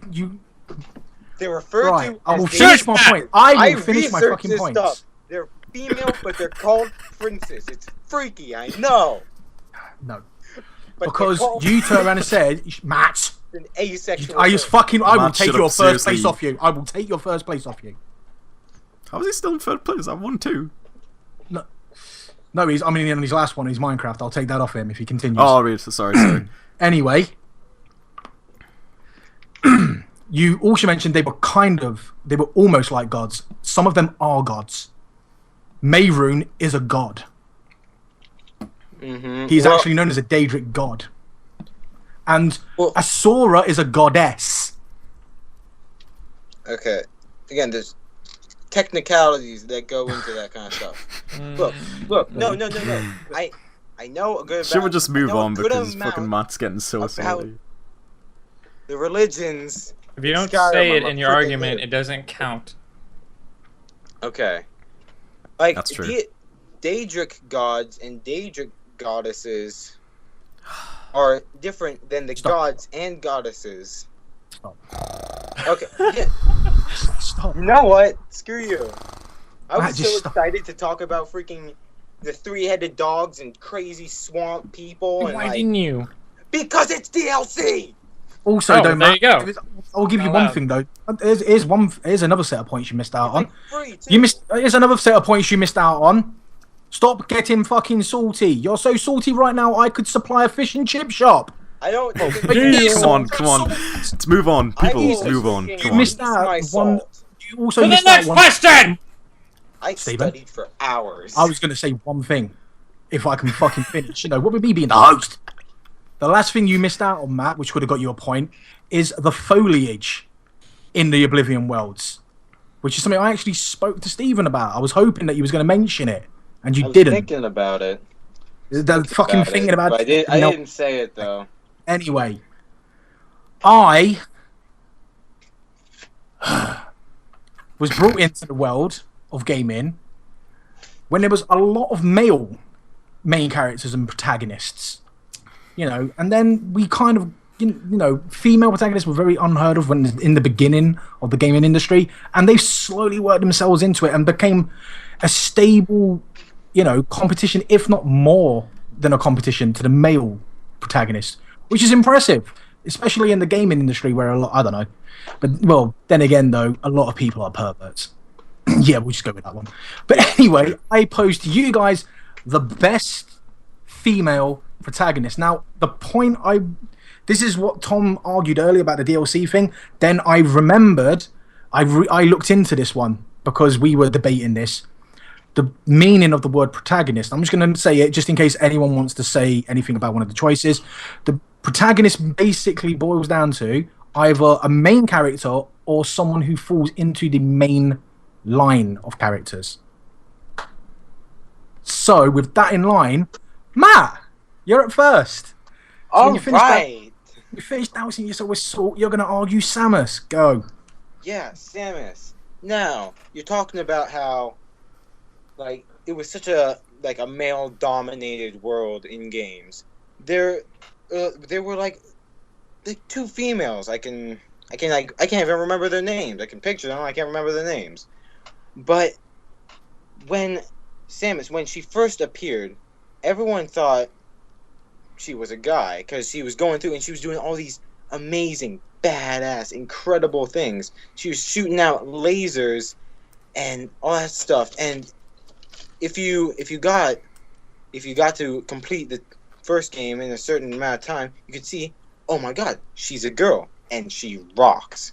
Everything about her rocks.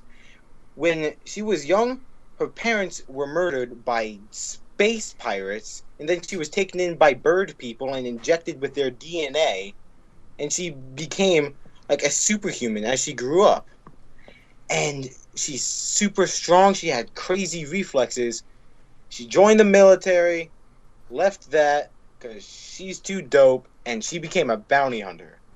And she travels across the galaxy, screwing up dickbags on their planets and taking down foes that you couldn't even imagine fighting. There are giant dragons, giant planet monsters, giant anything that would like just tower over your basic 2-story building. And she can upgrade her suit with almost anything she comes across, and it makes herself stronger and stronger as she goes along. And even if she doesn't have that incredible suit, she's still kick ass. She can shoot you. She got a blaster. She's got a whip. She knows martial arts, and again, she's superhuman. And when she's all done with this planet, when she wants to leave, she can just hop in her ship that she designed after her own face mask, and just fly off to the next planet and screw over whatever she wants. Okay. Cool. Next in the argument is Tom. I can't look at your fucking... I can't look at your answer and not laugh.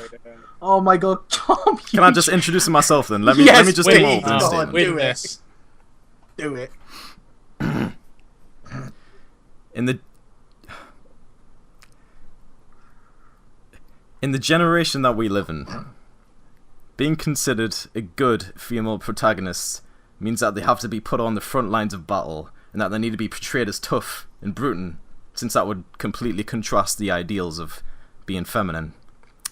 However, I disagree with this theory completely, and I'm going to protest it by choosing Kukumama as my pick for best female protagonist. Now, you all are probably not going to take my choice seriously, and I don't really blame you. However, what people look for in a good protagonist is their potential to be a role model. And for my character, it's literally in the name, Mama. Ask about 90% of the population, and I bet you that their role models will actually be their mothers. The thing to admire about Kukumama as a character is that she's essentially a stereotype for women. She cooks, she does gardening, and she even babysits in one game, I think. But the thing is, she embraces these stereotypes, because she's actually really good at it. And I think that sort of teaches a good moral to females as a whole, because you don't have to be some sort of badass survivalist in order to set a good example to players. One interesting thing about my character is that she's the only one to have direct interaction with the player in the game. She praises people when they've done well in preparing a meal, and if they haven't, she's consoling and encouraging, which inspires the player to want to do better. And isn't that what we want to feel when playing a good game? Inspired?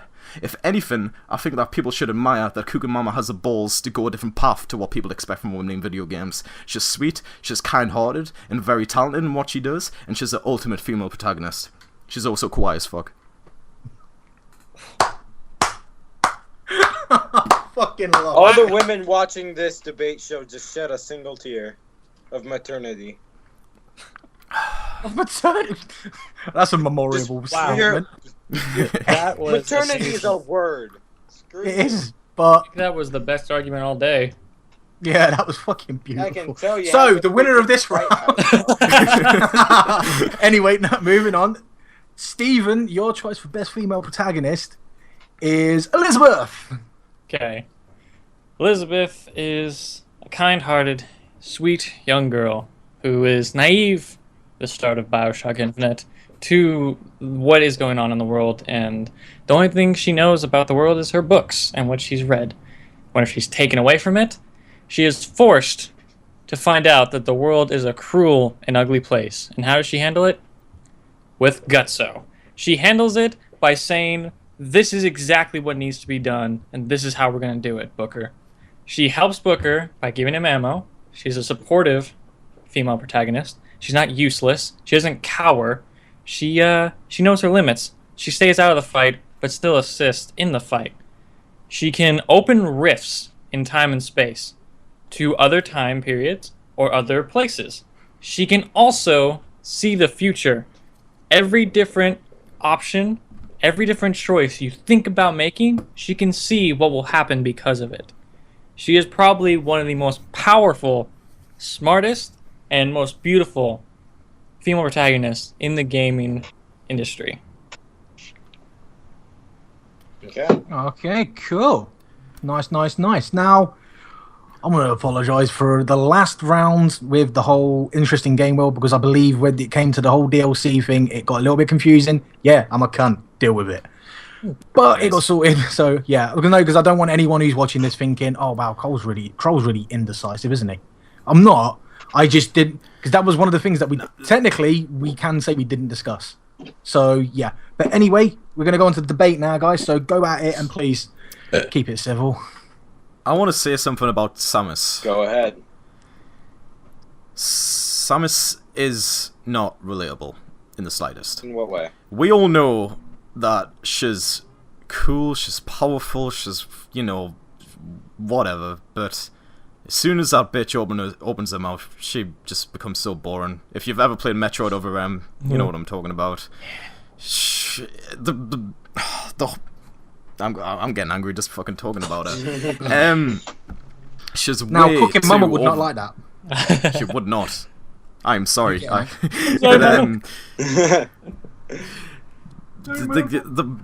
Samus is way too.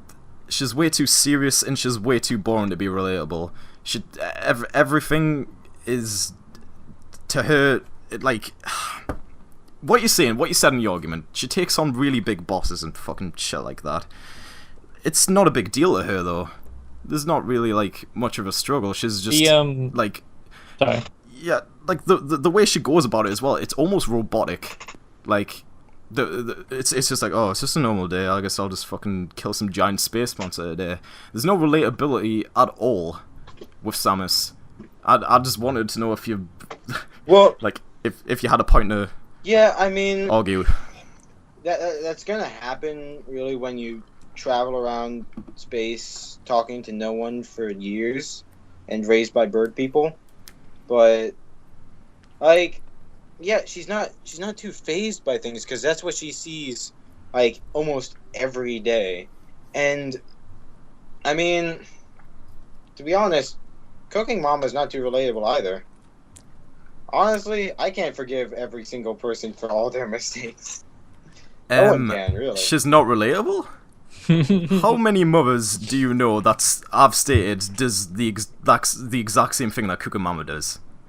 I don't know the exact line. Mothers who cook, mothers who garden, mothers who take care of the children, mothers who are consoling. But they're all ecstatic to do every single one of them. They never stress, and they're the perfect mother. There's nothing wrong with them. They're perfect. I have a really good. I feel like I have a really good counter argument against both of your characters. Okay. Go ahead. Okay. So we're talking about good female characters, which means female protagonists that are well-designed characters, right? Being a well-designed character, especially a female character, being a well-designed character means that you're not basing your character or using one of your characters' like memorable points as their gender. However, Cooking Mama's name has mama in it. So that means, hey, she's a female who cooks. Play the game. Enjoy her. And Samus, the most memorable thing, if you ask anyone on the internet, anyone who's ever played a Metroid game, is, oh my god, I can't believe she was female. It's not that, wow, she's a badass. It's, oh my god, to be she's fair, a female, not a dude. Okay, look. I agree with that because I don't think Samus would be nearly as memorable as she is if she wasn't revealed as a female, and that's not meant to be a good thing. That is true. It's meant to be an interesting character, whether she's male or female. If it was a dude, they would have said, oh, it's just a Master Chief or a Mega Man clone. Exactly. So, I don't think it would have been half as popular. Boosh. However, Stephen, for Elizabeth... but her character itself doesn't even matter that she's a woman. Yeah, sure, people like it that she's a girl, she got boobs and stuff, but she doesn't even she doesn't use that at all. That's like barely even part of her character. That's at the end of every game. She doesn't have a fucking character. And every time she dies, takes off her suit at the end of the game. Every time she dies, it's like, hey, she's female. Just to remind you. Yeah. Anyway, what I was gonna say. Get rid of your what I was gonna say about Elizabeth, Stephen. I'm not gonna go into like that. Because she is a protagonist. We've already explained that. Yes. However, I think that in order to be a good protagonist, she needs to be a lot more active, a lot more responsible than she is in BioShock Infinite. I think she relies way too heavily on Booker at some points in the game. To be fair, she is way more of a side character, and she doesn't like. As I suppose it seems, she is she is one of the major characters, especially story wise. But she never really stole the game for me. Like it was always Booker and Elizabeth. It was never, oh, this is Elizabeth's game through and through. Definitely.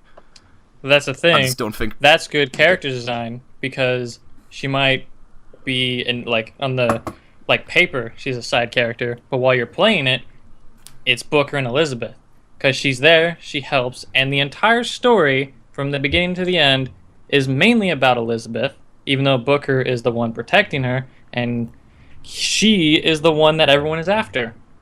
So. Another thing I was going to say is that she's not nearly as experienced as either Samus or Cooking Mama. She's 19 years old. She's pretty much a child. She is. And at the start of the game, she's pretty much just a princess in a castle waiting to be saved.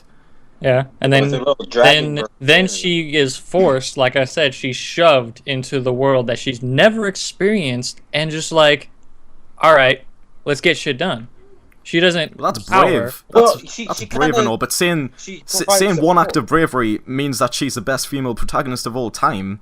I mean, it's a bit of a loose argument. I mean, She does it throughout the game, though. She would be, she would be a lot stronger, in my opinion, if in like maybe later in the game at least, if she actually maybe picked up a gun and did something besides like, was it tossing me ammo and stuff?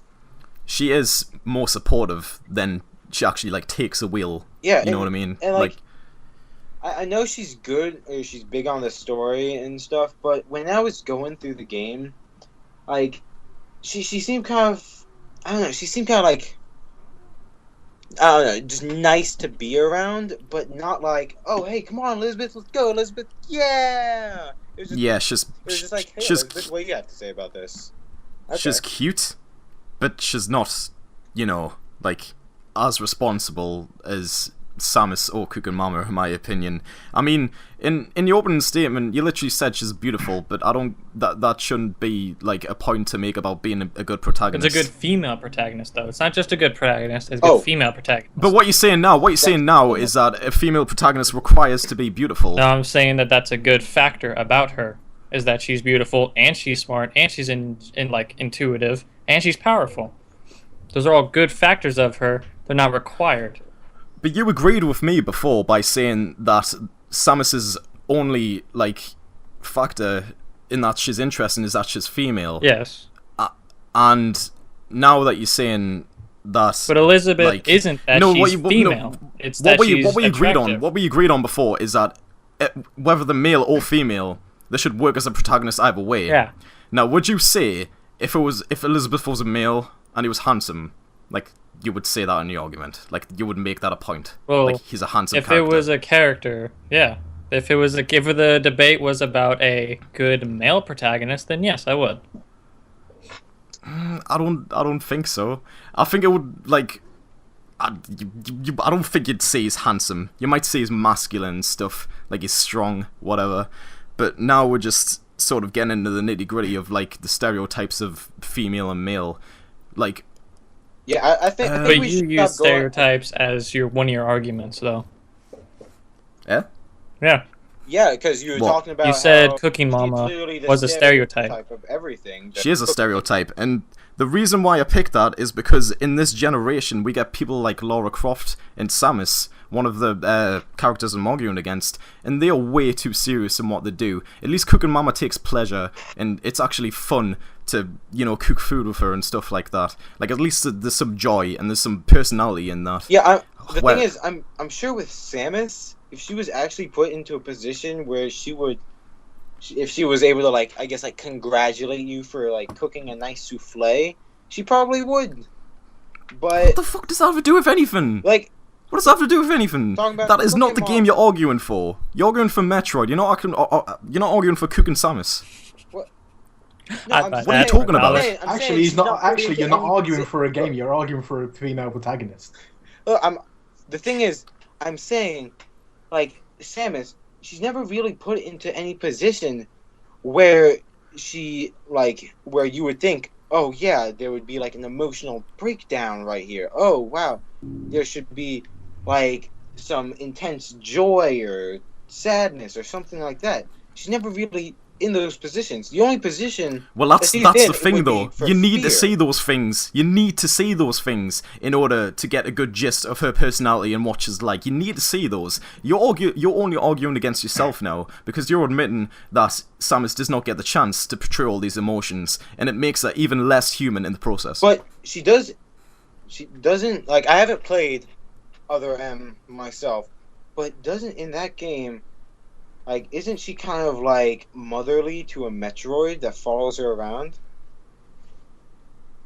Is that not something... You'd have to ask Steven for that one, because I'm not as well experienced with Metroid. Say that one again? I'm fairly certain in one of the games that Samus saved a baby Metroid, and it kind of follows her around. Yep. Like okay, then, and then it dies. Yeah, and she...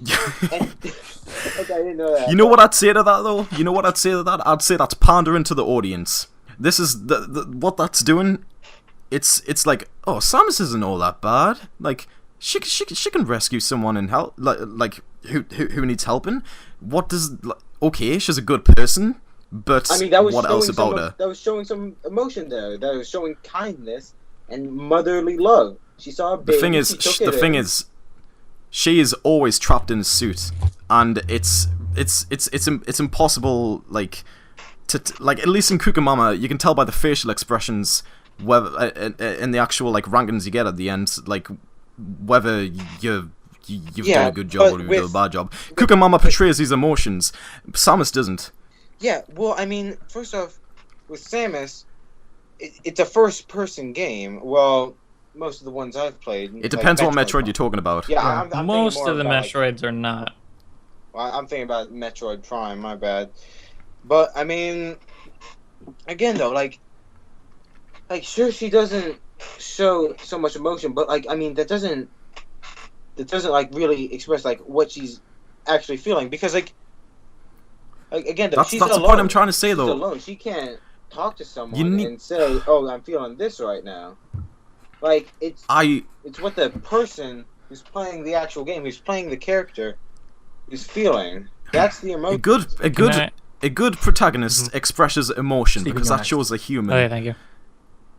I'll just let Steven go. Sorry, I think I've been hogging a bit too much. I will say this: my favorite game, one of my favorite games, I should say, is Metroid Fusion. I've played through it so many times, and I love Metroid the game.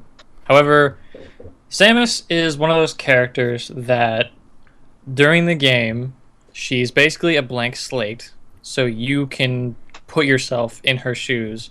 She's not really a character, she's just like pants that you can put on and go through the game, because she doesn't have any expressions, or you don't see her face. It's basically you, not Samus, that is the character. Yeah, you are the player. You get to decide what she's feeling right now. Whatever you're feeling, but she's then feeling. That's not good character design. Well, that's not Samus. That's not good character design. We're arguing for the character, and if you say that you decide what emotion she has, well, what character does she have? If you decide what she's feeling, that's not a character.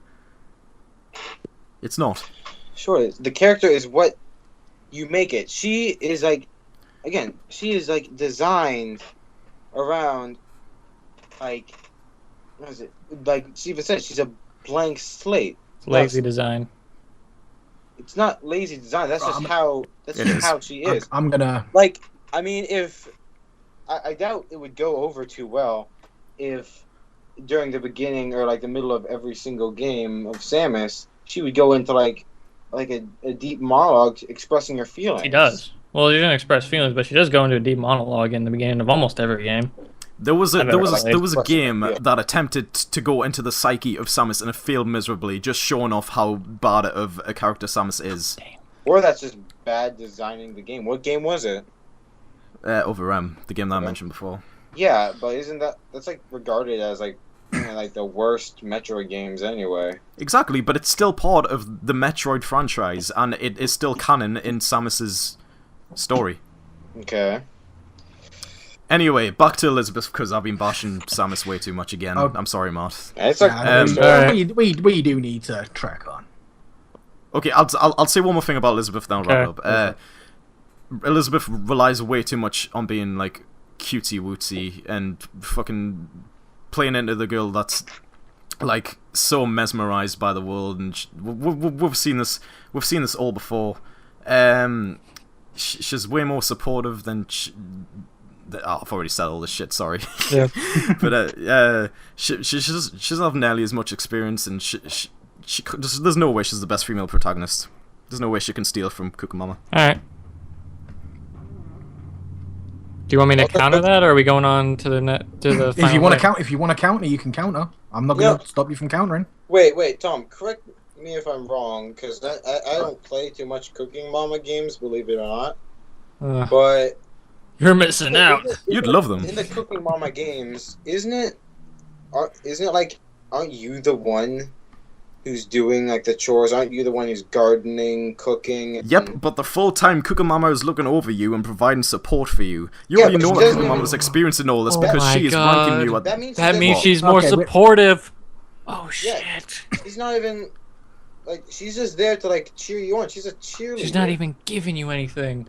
She's just saying like, "Go, Tom, you can cook it." Elizabeth gives you ammo and like power-ups and shit. And Cooking Mama gives you souffle tips. Right, I'm gonna give Tom the chance to counteract, and then we're gonna go into the final overviews. Got it. I didn't say that Cooking Mama stole the show. I didn't say anything about that. What I said is that she teaches a good lesson to the female protagonists in games overall, that they don't have to be this overly serious and like guns and armor and all that shit, which is exactly what your game is, Matt. It's a female that panders to the male audience, pretty much. My game panders to the female audience rather than the male audience. Steven's game is maybe half and half, but I'd say more to the male audience. So people are gonna relate more to my protagonist, and people are gonna be sort of refreshed by my protagonist because it's not what's advertised nowadays, and it's not what's trending, and it's got balls. Especially for a I'm breaking my voice. Especially for like a younger rated game, it's got balls. That's what I'm saying. Hipster Mama. Okay, so Matt, close in overview, please.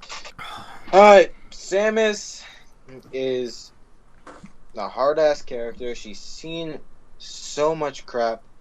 Yeah, she can't really explain or show too much emotion because she just can't. She's like nulled. But again, that's just I guess that's kind of the allure of her, because she's just so cool, and there's nothing that she can't do, and you just kind of want to be her. Like the girls. You've just said she can't show emotion. She's not very good at it, no. Because he doesn't. So there is something that you can't. Okay. Who does she... Okay, whatever. Again. Okay, that's Tom? it. Tom's interruption. Sorry again. I think that I've already said all the main points. Cooking Mama, it at least goes for something it doesn't try to be something that it's not. It's a simple cooking game with a protagonist that's encourages the player to do better. It's like I said, it's the only game. She's the only protagonist that has direct interaction with the player. I think Elizabeth is too. She's too cute. The game tries to make her look. Not countertext. Not countertext. It's a final overview for your. What? It's an overview of your character, not counteracting ours. Alright, fine. I've already said all I need to say. I literally can't think of anything else. I've said everything that I need to say. So, there you go. Just take the points I've already said. Steven. Okay. Elizabeth is cutesy at some points. That's the beginning of the game. And then when she realizes what's going on in the world, she fucking owns up to it and says, this is what we gotta do. She's she's got ingenuity. She's smart. She's probably one of the most powerful female characters out there. And she is beautiful. That's not a bad thing. It's not required either. She is. It's nice. She doesn't pander to anyone. She's just well designed. Everything about her makes sense for the world she's in and for everything that's happened to her so far. Okay.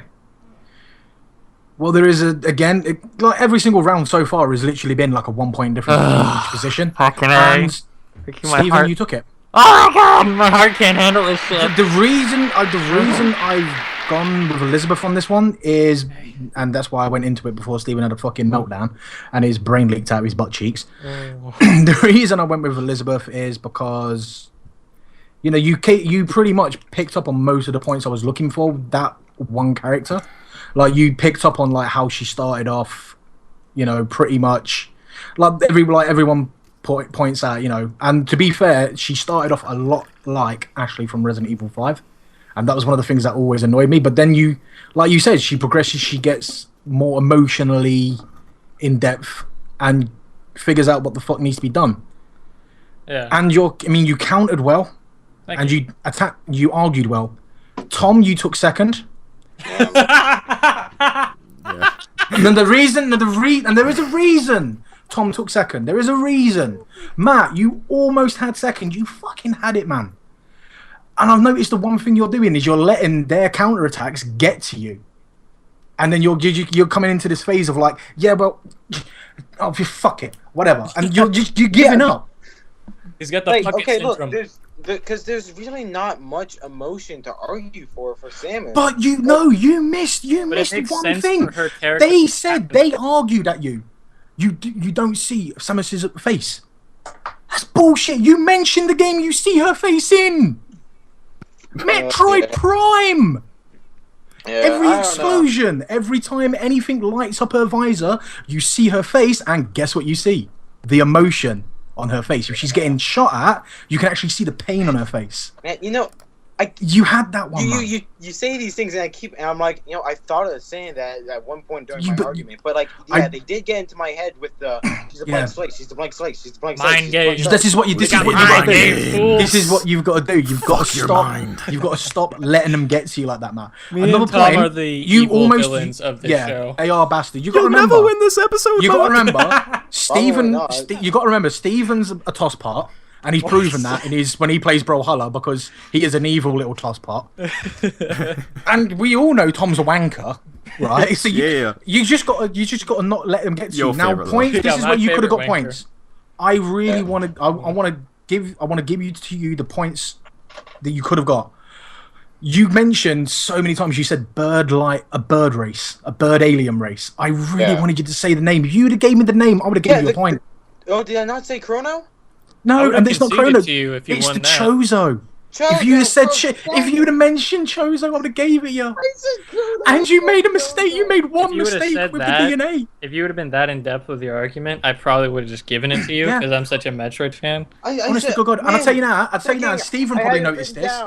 Stephen probably noticed this. You turned around and said, when she was fused with the Chozo DNA, she became superhuman. I think Stephen was probably shaking his head at that point. No, it just gave her a strong resistance to foreign environments. Essentially, she doesn't need the suit to breathe in certain environments.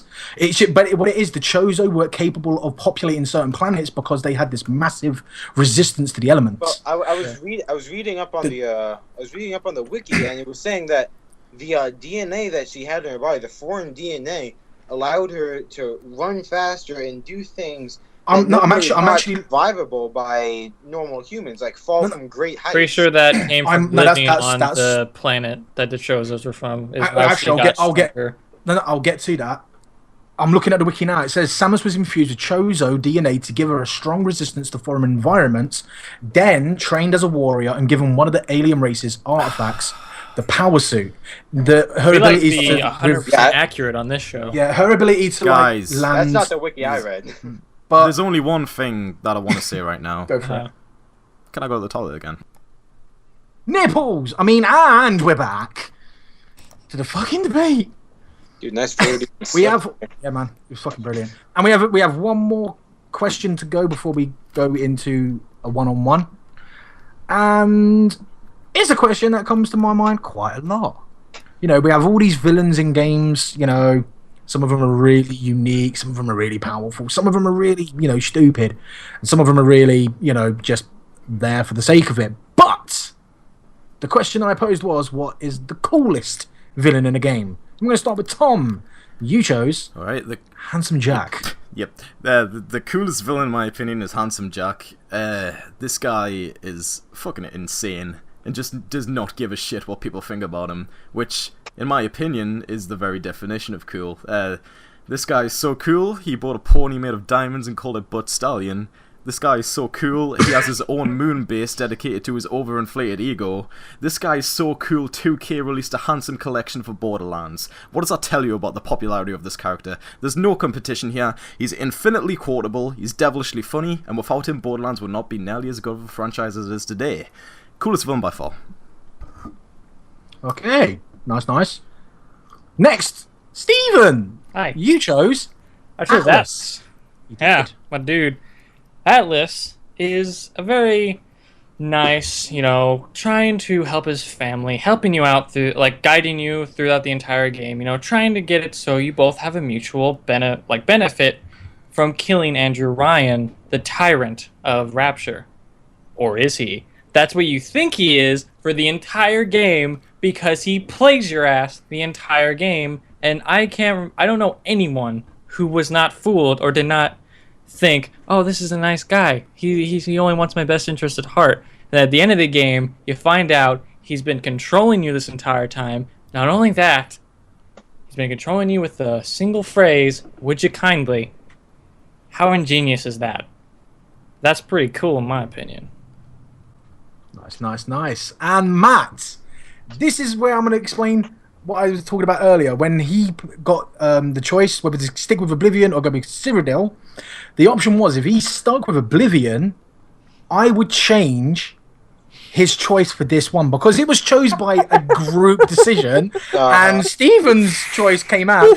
Originally, Matt was going to argue the coolest villain being the L piece from Tetris. Damn you, L piece! And that was actually a really beneficial piece. Now, he chose Oblivion, which means I very kindly changed it for him to something that he could argue a little bit better. And so, Matt is going to argue in favour of Bob the fish from Earthworm Jim. Gold. Alright, Bob the killer goldfish. He's literally a goldfish.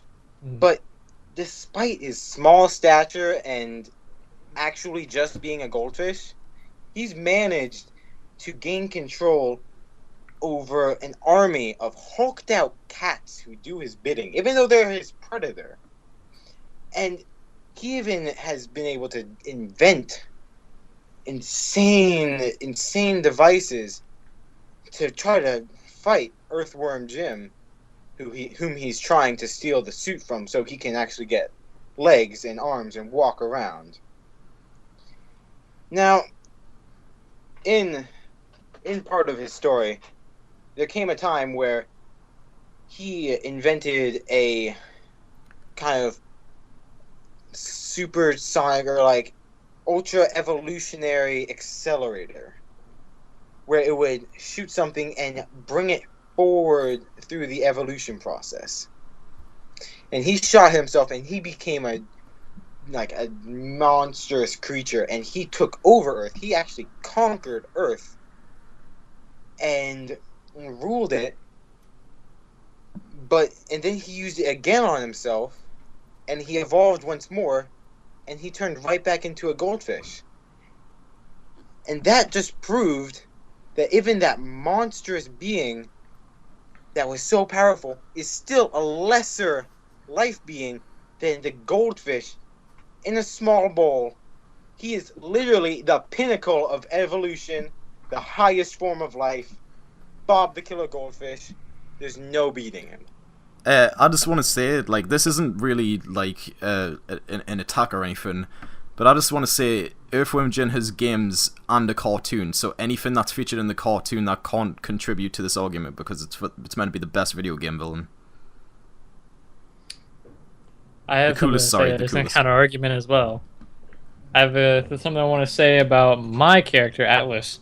He also overthrew Rapture. I want to say that. Like, he overtook Rapture and ended Andrew Ryan's reign while using you to do it. What I have to say about Atlas is that he is potentially, like you said, might be one of the best villains of all time. Might even be one of the best plot twists of all time. Probably is. The coolest villain of all time? I don't know. If one thing is not as recognizable as Handsome Jack. If you put Handsome Jack and Atlas together and ask people which one were, more people's going to know Handsome Jack. He's easy to spot out. As for Atlas, again, it's his actions. Like you've said, he overthrew Rapture. It's his actions that made him cool. However, Jack's personality makes him cooler. Alright, now, I'm gonna go after you for a second, Tom. Okay. Handsome Jack, his signature look, that's not been his real face, you know? Yeah, but it is his look. Yeah, that's bolted on. That's not even the real him, yeah, but that's the design of the character. Without the mask, he'd be Jack. Yeah. Not Handsome Jack. Well, I mean, also, if you think about it, he's also, like, like sure, like he's a rich, funny douchebag, but like he doesn't really do so much like action himself. Like the only thing I can think of him doing was shooting one of the characters in a cutscene, and that's about it. When he like slunk out of the shadows. Well, now that you shot him, left, and then freaking that's it. And in the final boss, he died like immediately.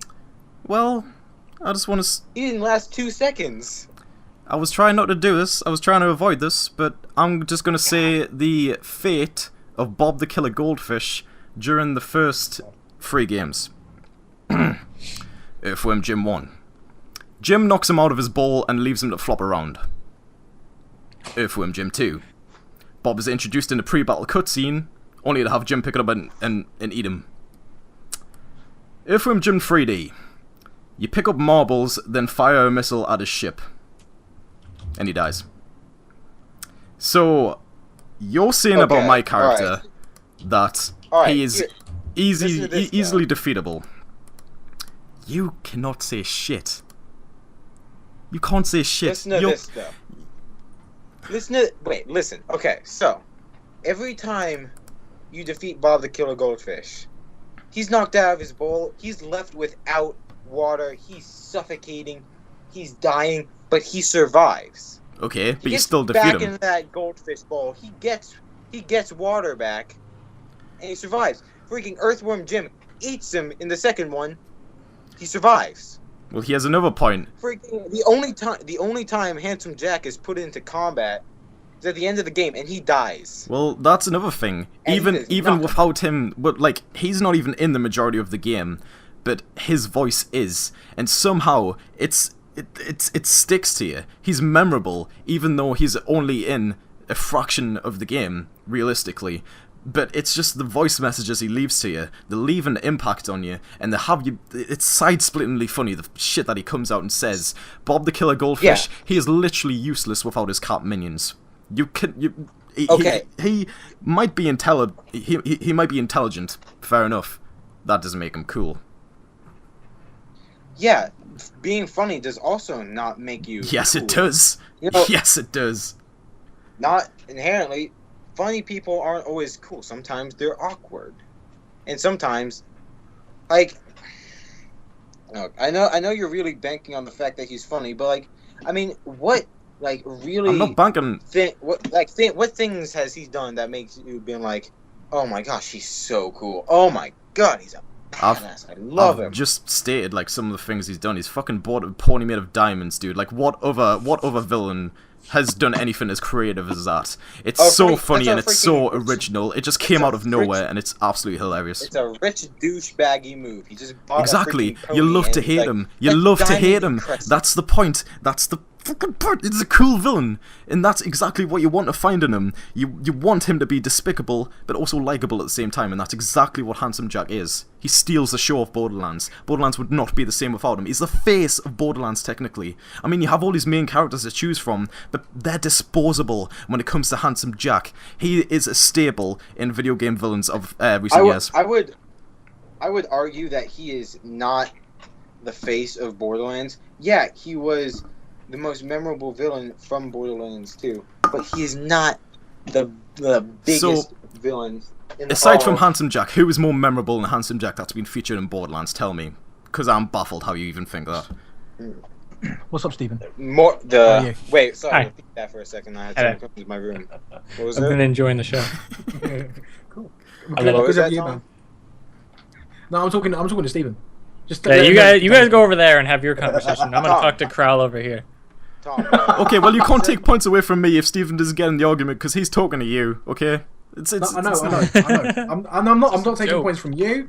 I'm not giving points to Stephen. I'm not taking or giving anything to Matt. When I'm just bantering with Stephen's Stephen. fucking bribing him. Wait. Tom. Repeat what you said before, because again, I had someone walk into my room. I didn't get to hear. Repeat what I said. I think I said. Like the last sentence. I think I said, what other character in Borderlands is more memorable than Handsome Jack? Can you name one in the Borderlands series? Claptrap. Who? Claptrap. Nowhere near. Personality-wise, Handsome Jack blows Claptrap out of the fucking... Claptrap is annoying. He is so annoying. Claptrap is funny. No, if Claptrap is funny, Handsome Jack is fucking hilarious. Yeah, he just delivers Claptrap small things that he's bought in. Claptrap is he doesn't leave you alone, basically. Claptrap is meant to be... Neither does Handsome Jack. No, he does.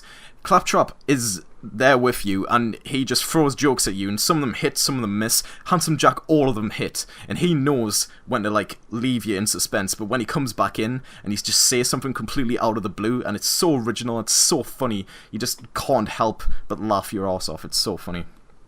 Such a cool villain. I haven't laughed at a single joke of his, by the way. Alright, anyway. All this argument, I totally forgotten what Steven's villain was again. Remind me. Atlas, right. Steven, you're being brought into it. Well done, Steven, Matt. you're being brought into this. Okay, sorry. I fucking knew you were gonna do that, and I've just said there, like you two have just went off in a conversation. You can't like detract that from me or Matt. Like Steven, I'm not detracting anything. Steven, you could have had the chance to jump in any time there. I know. You know that, and I didn't. It was just we're just shitting around, you know. Seriously, Tom, no points were given or taken away from that. I'm busy. So you were gonna say something, Matt, about why your fish is better than my mastermind? Well, first of all, your mastermind failed at easily killing the main character. When he gave the death order for your person to kill himself, he wasn't just like, oh, go shoot yourself. Oh, just go like jump off a bridge or something, or just like make it super easy. He decided to be coy and stupid. What? And well, maybe coy is the wrong word. I don't know. Does that make him any less cool? And it makes him stupid, and it led to his death. It makes him feel like a badass. Like he feels like he's a badass and pretty much is better than everyone. Yeah, but he's wrong about that. He's cocky. Cocky does not always mean cool. It doesn't mean it isn't cool either. Handsome Jack's cocky and is cool as yeah, shit. I know, but... Alright, fine, there's absolutely nothing wrong with it. I'm just... I know, thanks for finally realizing. What? Like, look. Again, though, he could have easily dispatched with him, but again, he decided to do the cocky thing, which is also the stupid thing. The cooler thing, take him out with a bang and fight him one-on-one. That's the cooler thing to do. He didn't fight him one-on-one. He freaking told him to bash his face in with a freaking but he did. 9-iron. And then he fought him. He fought the main character one-on-one. Which is the cool thing to do. I think the end boss of BioShock sort of falls into the same thing that Batman Arkham Asylum did with the Joker, where it takes a really interesting villain and then transforms it into something completely different, into some arbitrary boss fight instead of something really creative. Yeah, that's the thing. I actually totally forgot about that boss fight. I didn't even know. Yeah. Which didn't you say that's what happens with your character, Matt? That at one of the games he becomes huge? Dr. Manhattan? No, because he becomes huge? I don't even know if that was part of a game. Yeah, was that not part of the cartoon? Because I was looking up. I looked up on the wiki. It was on the thing. I didn't check if it was on the cartoon or not. But anyway, so you don't check your facts. What I said was he turned into a giant, deadly creature. He took over the world. And then he just became a goldfish again, because that's the highest form of life. Instead of continuing to be a mastermind, like you're saying he is, he falls into the category of just, oh, he's a really big boss, you need to go up to him and stab him 4 times and then you win the boss fight. He sets it up the whole game. He sets himself up, and then at the end of it, like I said, it falls into what the Joker did in Batman Arkham Asylum, gives into this sort of... it's almost sort of disrespectful to the to what he's set up for himself. Like, if he's so intelligent, this could have been a perfect opportunity for like a creative sort of like, not anything but this, to be fair. Like, all this reminds of, like, it's just brute force. Like, he's not recognizable at the end. Like, you wouldn't... Sorry. Yeah. That is part of the huge plot twist that his character goes through, because during the entire game, he's one person, and whenever you finally figure out that he's been playing you, it reveals that he's a completely different person. If they would have kept him as Atlas, the swaggy, suave, Irish, clever guy, then it wouldn't be as big of a twist to find out that he's a completely different person. You can't rely on one plot twist to have him be the coolest villain, though. Like, don't need to, because he's been playing you the entire game. Handsome Jack. You know exactly who Handsome Jack is. Handsome Jack. Through the entire game, he reflects his personality in some way. He is cocky. He is a fucking asshole, but he's great at being one. And you just buy into him, because he, like, at the end boss, at the end boss fight, was it you, Matt, who criticized it? What did you say about it again? Yeah, well, first off, you didn't get to fight him at all. He just died immediately.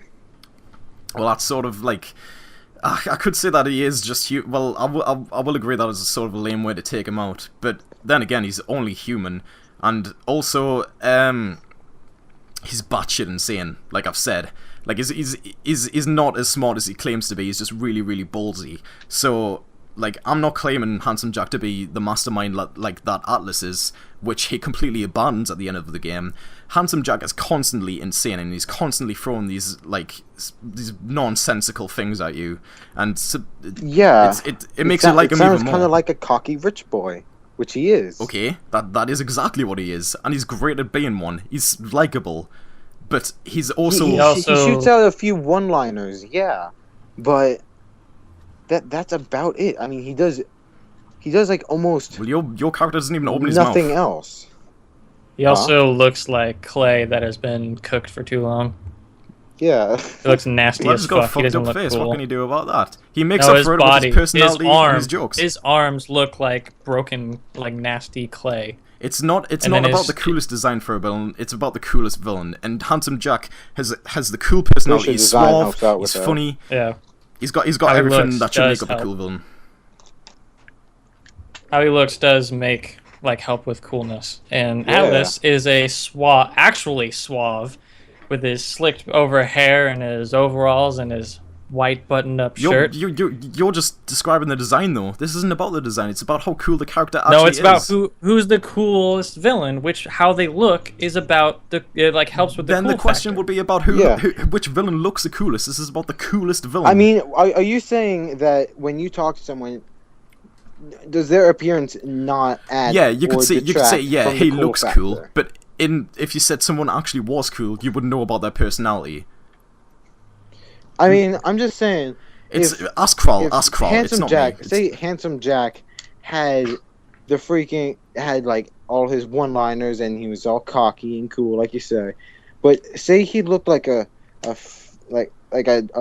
obese middle school orange afro kid. Probably would have liked the game better if he was that. All right, listen. Yeah, I mean, would he be as? You're cool? arguing about my design when your character is again a fucking goldfish, Matt. It's one of the most boring. You know what he is? He's a goldfish. It's one of the most boring things in the animal kingdom. He's got a nice southern drawl.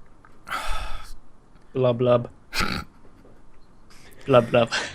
Bob the Killer Goldfish is widely regarded as the worst villain of all time, Matt. It is widely regarded as it. It's not a secret. Handsome Jack is beloved. He's beloved. To people who haven't even played Borderlands, they already know about him. That's because they jump on the bandwagon. They don't even know about him. They know about him, but they don't need to play the game because of it. Just because a few people have little micro nerd boners over Handsome Jack, other people will follow, and they're like, "Oh, he must be cool." Now you're getting salty. Now you're getting salty because Handsome Jack has the popularity that the fucking goldfish wishes he has, but he doesn't because he's just a terrible villain. He's a terrible idea for a villain. He doesn't put up a fight. He's already got a posse of pussies. He doesn't put up a fight in one of the games, which automatically should count him out. It's basically your fish is basically Pinky in the Brain, except as a fish which is much less like cute animal, and without the best part of Pinky in the Brain, which is Pinky. So, you know. Yeah, but he's diabolical, and he is the and he's also unoriginal. And fish. Okay, how many games have you seen where the goldfish enemy was an evil genius goldfish? I've seen a fucking TV show about an evil genius goldfish. Like it's. Oh really? I've seen loads of things with talking goldfish. Like it's not a completely original idea. That turned out to be smart, or just small animals in general that turned out to be smart. Mm-hmm. Yeah, and I've seen a ton of cocky rich dudes. I've seen a ton of suave 50s dudes. Handsome Jack makes it his own, though. He has his own personality. He's not just a rich, snarky dude. He's fucking insane, like I've said. And the remarks he makes, it's quotable. Like, it's almost unforgettable in a way, the things that he comes out with. And Bob the Killer Goldfish is also pretty unforgettable. I mean... You want to fart into the mic more? He is your natural predator. He is the goldfish. You are the worm. You have to overcome the odds and take out what nature has decided to be your enemy. As he has done with his army of cats. That he has hypnotized, manipulated into fighting for him. I'm done. Yeah. I'm done with mine. I'm gonna go for the final overviews here. Tom. Okay. Once again, Handsome Jack does not give a shit, and that is what cool is meant to be, not giving a shit about what anyone thinks about you. He comes out with his own original things to say, and it sends you in hysterics, the things that he comes out with. I can't think of one villain that's as funny as Handsome Jack. His design might not be that original, he's wearing a mask, but his personality more than makes up for it. Like I've said, he's suave, he's quotable, he's funny. But I would say this again, but Borderlands isn't the same without Handsome Jack. He's the most memorable character, hands down. Fuck Claptrap. Fuck Claptrap. Fuck you. I like Claptrap. Okay, Stephen. Alright. Atlas has convinced almost an entire city, in order to overthrow that city and overthrow Andrew Ryan, the tyrant who built it. He is convinced that he is someone else and that he himself, the actual person he is, died. And while that boss fight was kind of bullshit, gotta agree, it is only a few seconds to maybe a few minutes long in comparison to the entire experience that you have with the game set up by him. Okay, and Matt, go for your final overview. Bob the Killer Goldfish, the highest possible life form, has managed to build an empire of evil when he is only a goldfish. He has survived essentially kind of air drowning. I'm not sure what you'd call that. He survived being eaten, and he survived a whole crap ton of things a normal goldfish should not survive. He's got a sick look. He's got a nice southern drawl. And he creates things with his little fins. He's created things that modern day scientists couldn't even hope to dream. And he's a goldfish in a bowl where any kind of electronics he would bring in there normally would probably electrocute him. But he goes with that. Because he's a cool freaking dude. He doesn't care. I'm telling you, he's a snack that bites back. I'm gonna fucking give you a point just for that. Oh! Goddamn. That was brilliant. The snack that bites back. Okay. That's awesome. I'm sorry, that was brilliant. I have to give him a fucking point for that. I have to. And Matt wins. It means that Matt actually ties with someone. Oh my gosh. Fucking way. I'm not even joking. I did not waver. Matt wins. The reason Matt has scored so high, and it's the reason I gave him Bob the Goldfish, is because on his own, Bob the Goldfish, yeah, you can argue his cool factor. It's waverable. But I did it so well because in the last Debatable series we did, Matt didn't really do well with the attack on his debating. And that's the reason I gave you Bob, because I wanted to see how well you could advance in, researching against your opponents. And to be quite fair, you defended well. So that's why you went up so high. And you actually drew with Tom for second place. Yeah. Wait a minute. So, does that mean I got first on that one? Yeah. What? The reason behind it, I really wanted to give it to you, Tom. I really wanted to fucking give it to you. Ashamed. But you and Matt got into this Matt just got into this heated debate, and I started to lose track of facts, and then I realised a lot of the facts were just being renewed and reused. You missed out on one key factor. The one thing that makes Handsome, the one thing that makes him memorable. The ultimate thing. It's not his diamond pony or the weldy bolt. How did he charge the key? How did he what? How did he charge the key? To be fair, I didn't even know about that. I haven't even played Borderlands 2 all the way through. Stephen? I've never played it all the way through either. I hate Borderlands. He used his daughter. Yeah, he used his daughter. Wait, did he? And who is his daughter? That was Angel. I can't even remember him saying that. And who is his daughter? Who is his daughter? Angel. Yeah, Angel. Yeah. Right. And is at one point, the main thing that makes him so cool is, in that fight, spoilers, by the way, everyone, right? If you don't, I'm sure Stephen will put up a little annotation beforehand that says spoilers coming up. Wait, what? In your thing, you can put up a little label that. That'll be fun to put in the editing. Thank you, Carl. Yeah, in the editing. But anyway, yes. Yeah, there you go, Stephen. You've got something to do. In the boss fight with Angel, when you kill her, Jack goes fucking mental, and that's what to me makes him cool. It's not all of his witty banter and everything all that lot. It's the fact that when it comes down to it, when you kill his daughter, he takes that shit personal. He made when he loses his cool, though. That's when he loses his cool. That's when he becomes cool, because that's a dad being protective of his father. That's a literal definition of losing cool, because if someone blows up, that means they're not being composured and they're not their usual self. But no, the thing is, though, he does it in a composed manner. The entire cutscene is so composed. For me, that's why. But Tom, why are you complaining? You go through to the 1v1. I know, I'm just ashamed I tied for fucking fish. To be fair, the only reason you tied I'm ashamed I didn't win. Fucking fish. I'm ashamed. The reason you tied is because of how well Matt debated. He didn't give us that masturbated. Literally, his wiki article is actually a paragraph. Yeah, it is. It is genuinely just an article. But Matt, I'm not being funny. Since the first video we did, the first debate, you just come so far in debating. Can I say, while Matt was talking about while Matt was discussing his stuff, I was looking at the wiki and I saw the picture of Bob the Fish being held by a giant cat, and I was like, "Is that a fucking cat?" And the Matt was like, "Is an army of roided up cats," and I was like, "What the fuck?"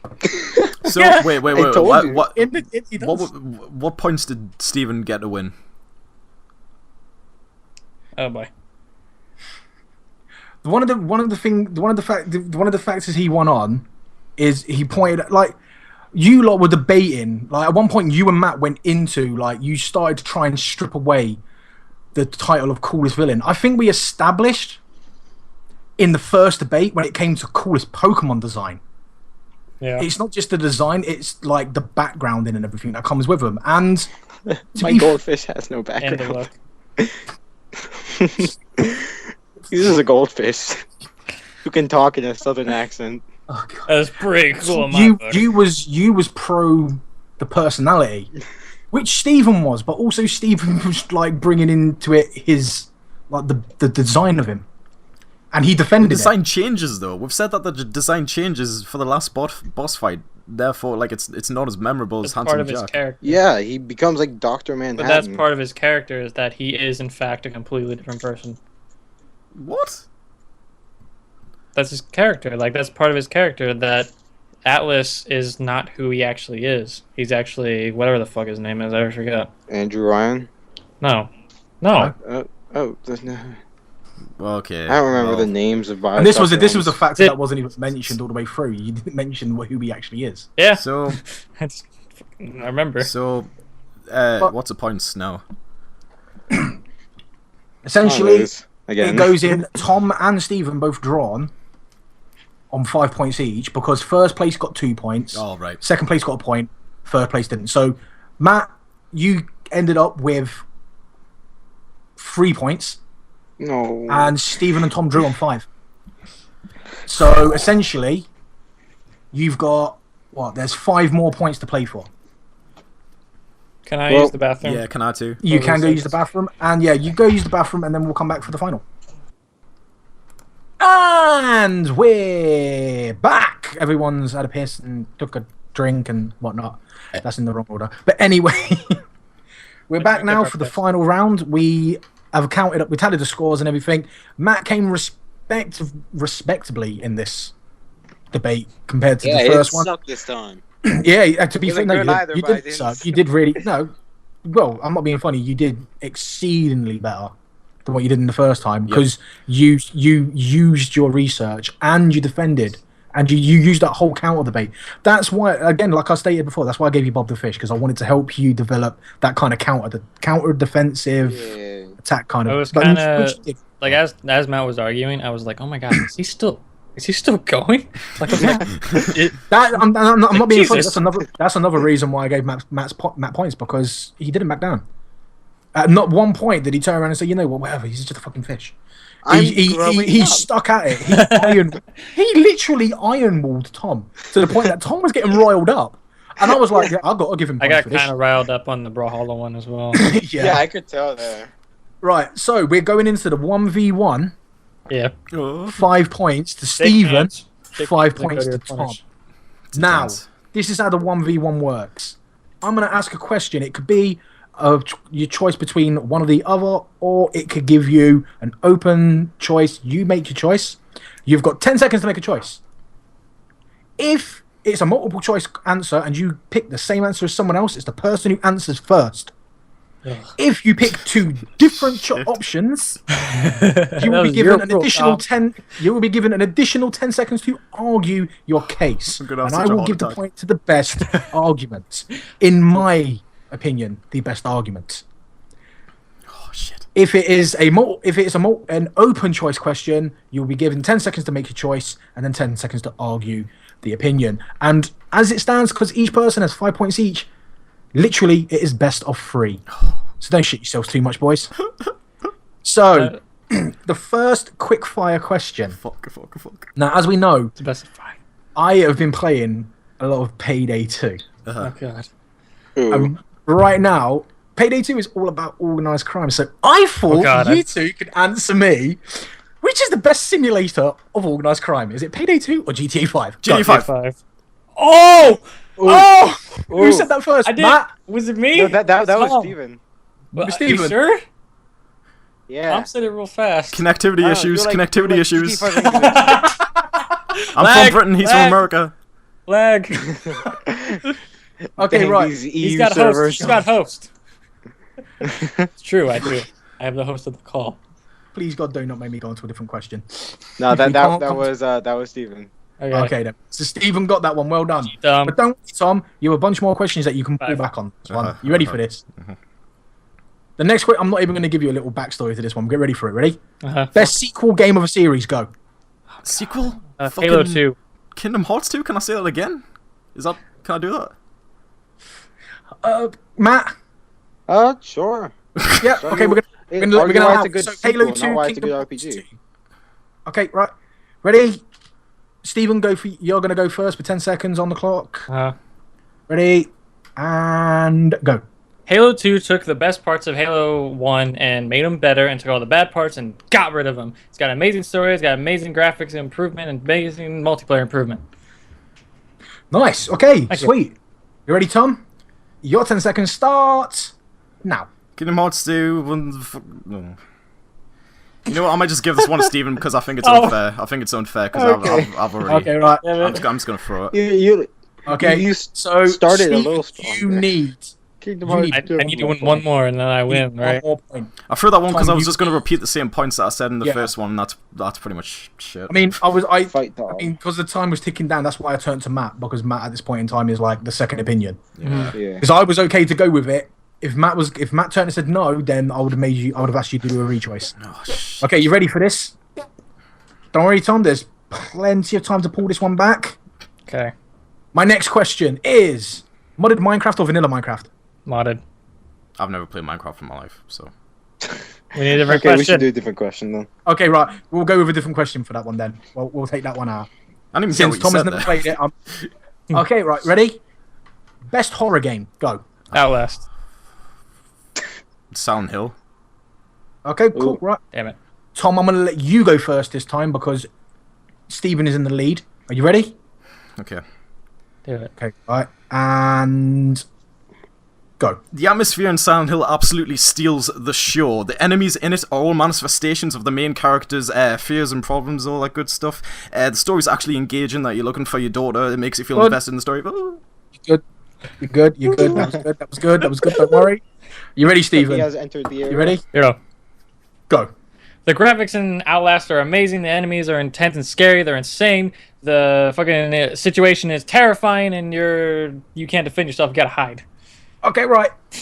The point went to Tom. Yeah, Yeah, I think knew Tom that went one. to that. You Yeah, kind Tom of made just that one. described. You got that. That was horror games brilliant. in general. thought I The lost on that one. speed you fucking did that. That was amazing. I think the real reason why he won was the little end part, like. Yeah, I gave him point because he kind of brought the horror feeling into this. Yeah, I was spooked out for a second. Okay, you ready? Are you ready for this? I don't Oh, know. boy. Probably not. Superman or Goku? Goku. Go, Superman. Okay. I'm gonna accept that. do I'm gonna accept it. I'm gonna accept it. Okay. I'm gonna accept it. Mhm. Yeah, it's like Right, Tom. I'm gonna let you argue Superman. Superman beats Goku in a real-life fight, so there's that. Superman has many, many films, but he is always going to stay in our heart. He's going to be more memorable than Goku. People who aren't in anime are not going to know Goku. Everyone knows Superman. Okay. Everyone knows he's relatable. Ugh. Let's go. Let's go. Let's go. Let's go. Let's go. Fucking hell, Tom. You're okay. so Glad you cut that thanks last for part that, off. man. He's relatable. 'Cause Ready? he's Are you ready, Superman. Steven? Yeah. Go. Goku is an icon that you can strive to be. He never gives up. He always achieves his goals, and he breaks all of his limits. No matter how many times he gets beaten in a fight, he always comes back even stronger. Boom. Oh my! This one's close. This is Okay, so- fucking close for me. Like you guys. Okay. Matt, So, you know. all right, so Matt, let's I'm gonna let you let's choose. analyze their arguments a bit. So, all right. Tell me your thoughts on what. Let's take this to the lab. No, Matt. I'm letting you choose this one. You let me Oh, choose this shit. one. Because to me, this is just I can't choose this one. It's too close. Okay, well, pretty. All right. Here's what I'm thinking. Goku, in your argument, like you were right. He does bounce back from every kind of defeat or any kind of like wallop he takes. But I mean that's kind of their power. But like Superman Matt, I'm not asking, is I'm not kind of asking an you to icon. count, mate. I'm just asking you to fucking pick a winner. Okay, Yeah. Superman. Okay, Superman wins in a fight, but this is about the argument. Yeah, I know, but you did basically describe just Goku's like main power, but like I mean Superman is an icon though. He is. Okay, so that Whatever. means You chose it means Superman. it's Tom drawn. wins. Let's go on It to the means next it's round. drawn. Here we go. This is the final question. Wait, Whoever what's gets this question, what's the points? It's 7-all. Whoever gets this question now Oh shit. wins. Oh god, it's gotta be a good one. Literally Oh wins. my god, it's It has to Oh be my a really god, hard how one. fucking Bro. tense are you people? Gotta shut out those hamstrings. I swear to God, mate. I swear to God, Tom's Some push-ups. going up for another gargantuan shit. His arse cheeks are clenched so tight. You could shove It cock is. there and it'd shit out diamonds. He's not lying. Right, are you ready for this? Are you ready for this? Because this has got No. fuck all to do with any games or anything Have a this horse time. up there, yeah, diamond ready? pony. Firefox or Google Chrome? Google Chrome. Chrome. Oh! I win! I fucking win! Well, technically, he said Google Chrome. Oh. Just kidding. Just kidding, Oh my Steven. god. That was fucking intense. I love how that wasn't even a game-related Shit. question. Honest to good God, I was hoping one of you was going to go with one and the one to go the other. Because you know what, I wanted to hear Tom go for another one of his. Fuck me, I thought outro was quick. Tom's debating is quick. Shit. Yeah, like Ninja comes in. Steven's got like the fast hand on the buzzer, but like talks like a snail, and like freaking What? Well, and Tom is like he's in like a slow-mo movie, like no. Anyway, we have a winner. We have a winner. Second. I'm just kidding. Those are exaggerations, of course. But... We have a winner for the second debate, ladies and gentlemen. Would you put your hands together for Stephen, who wins 8 points? Yay! I win. I get to brag about you guys. No one else. 7 points. That was so fucking close. So close, you guys. Things are more stressful than setting them up. I'm not even kidding. Things are stressful than fucking. Honestly, I think it's more stressful. I'm the fucker that's just, like, I know what Tom was going through. I had to sit there and fucking choice. And then you. Yeah, it is really hard to decide because it's like no. The first question, the second question, you lot were like, that's cool, okay. Then after that, all of a sudden, you fucking went from a throw. You're like, no, you're wrong. I'm like, whoa, this is my fucking choice. Can I be the host for the next one? Hey, Stephen, you want to be the host for the next one? Yes. Yeah. Let's hold off me being host for a long time. I think it's weird because every single time we've done one, the winner of that one has become the host for the next one. Yeah. Yeah.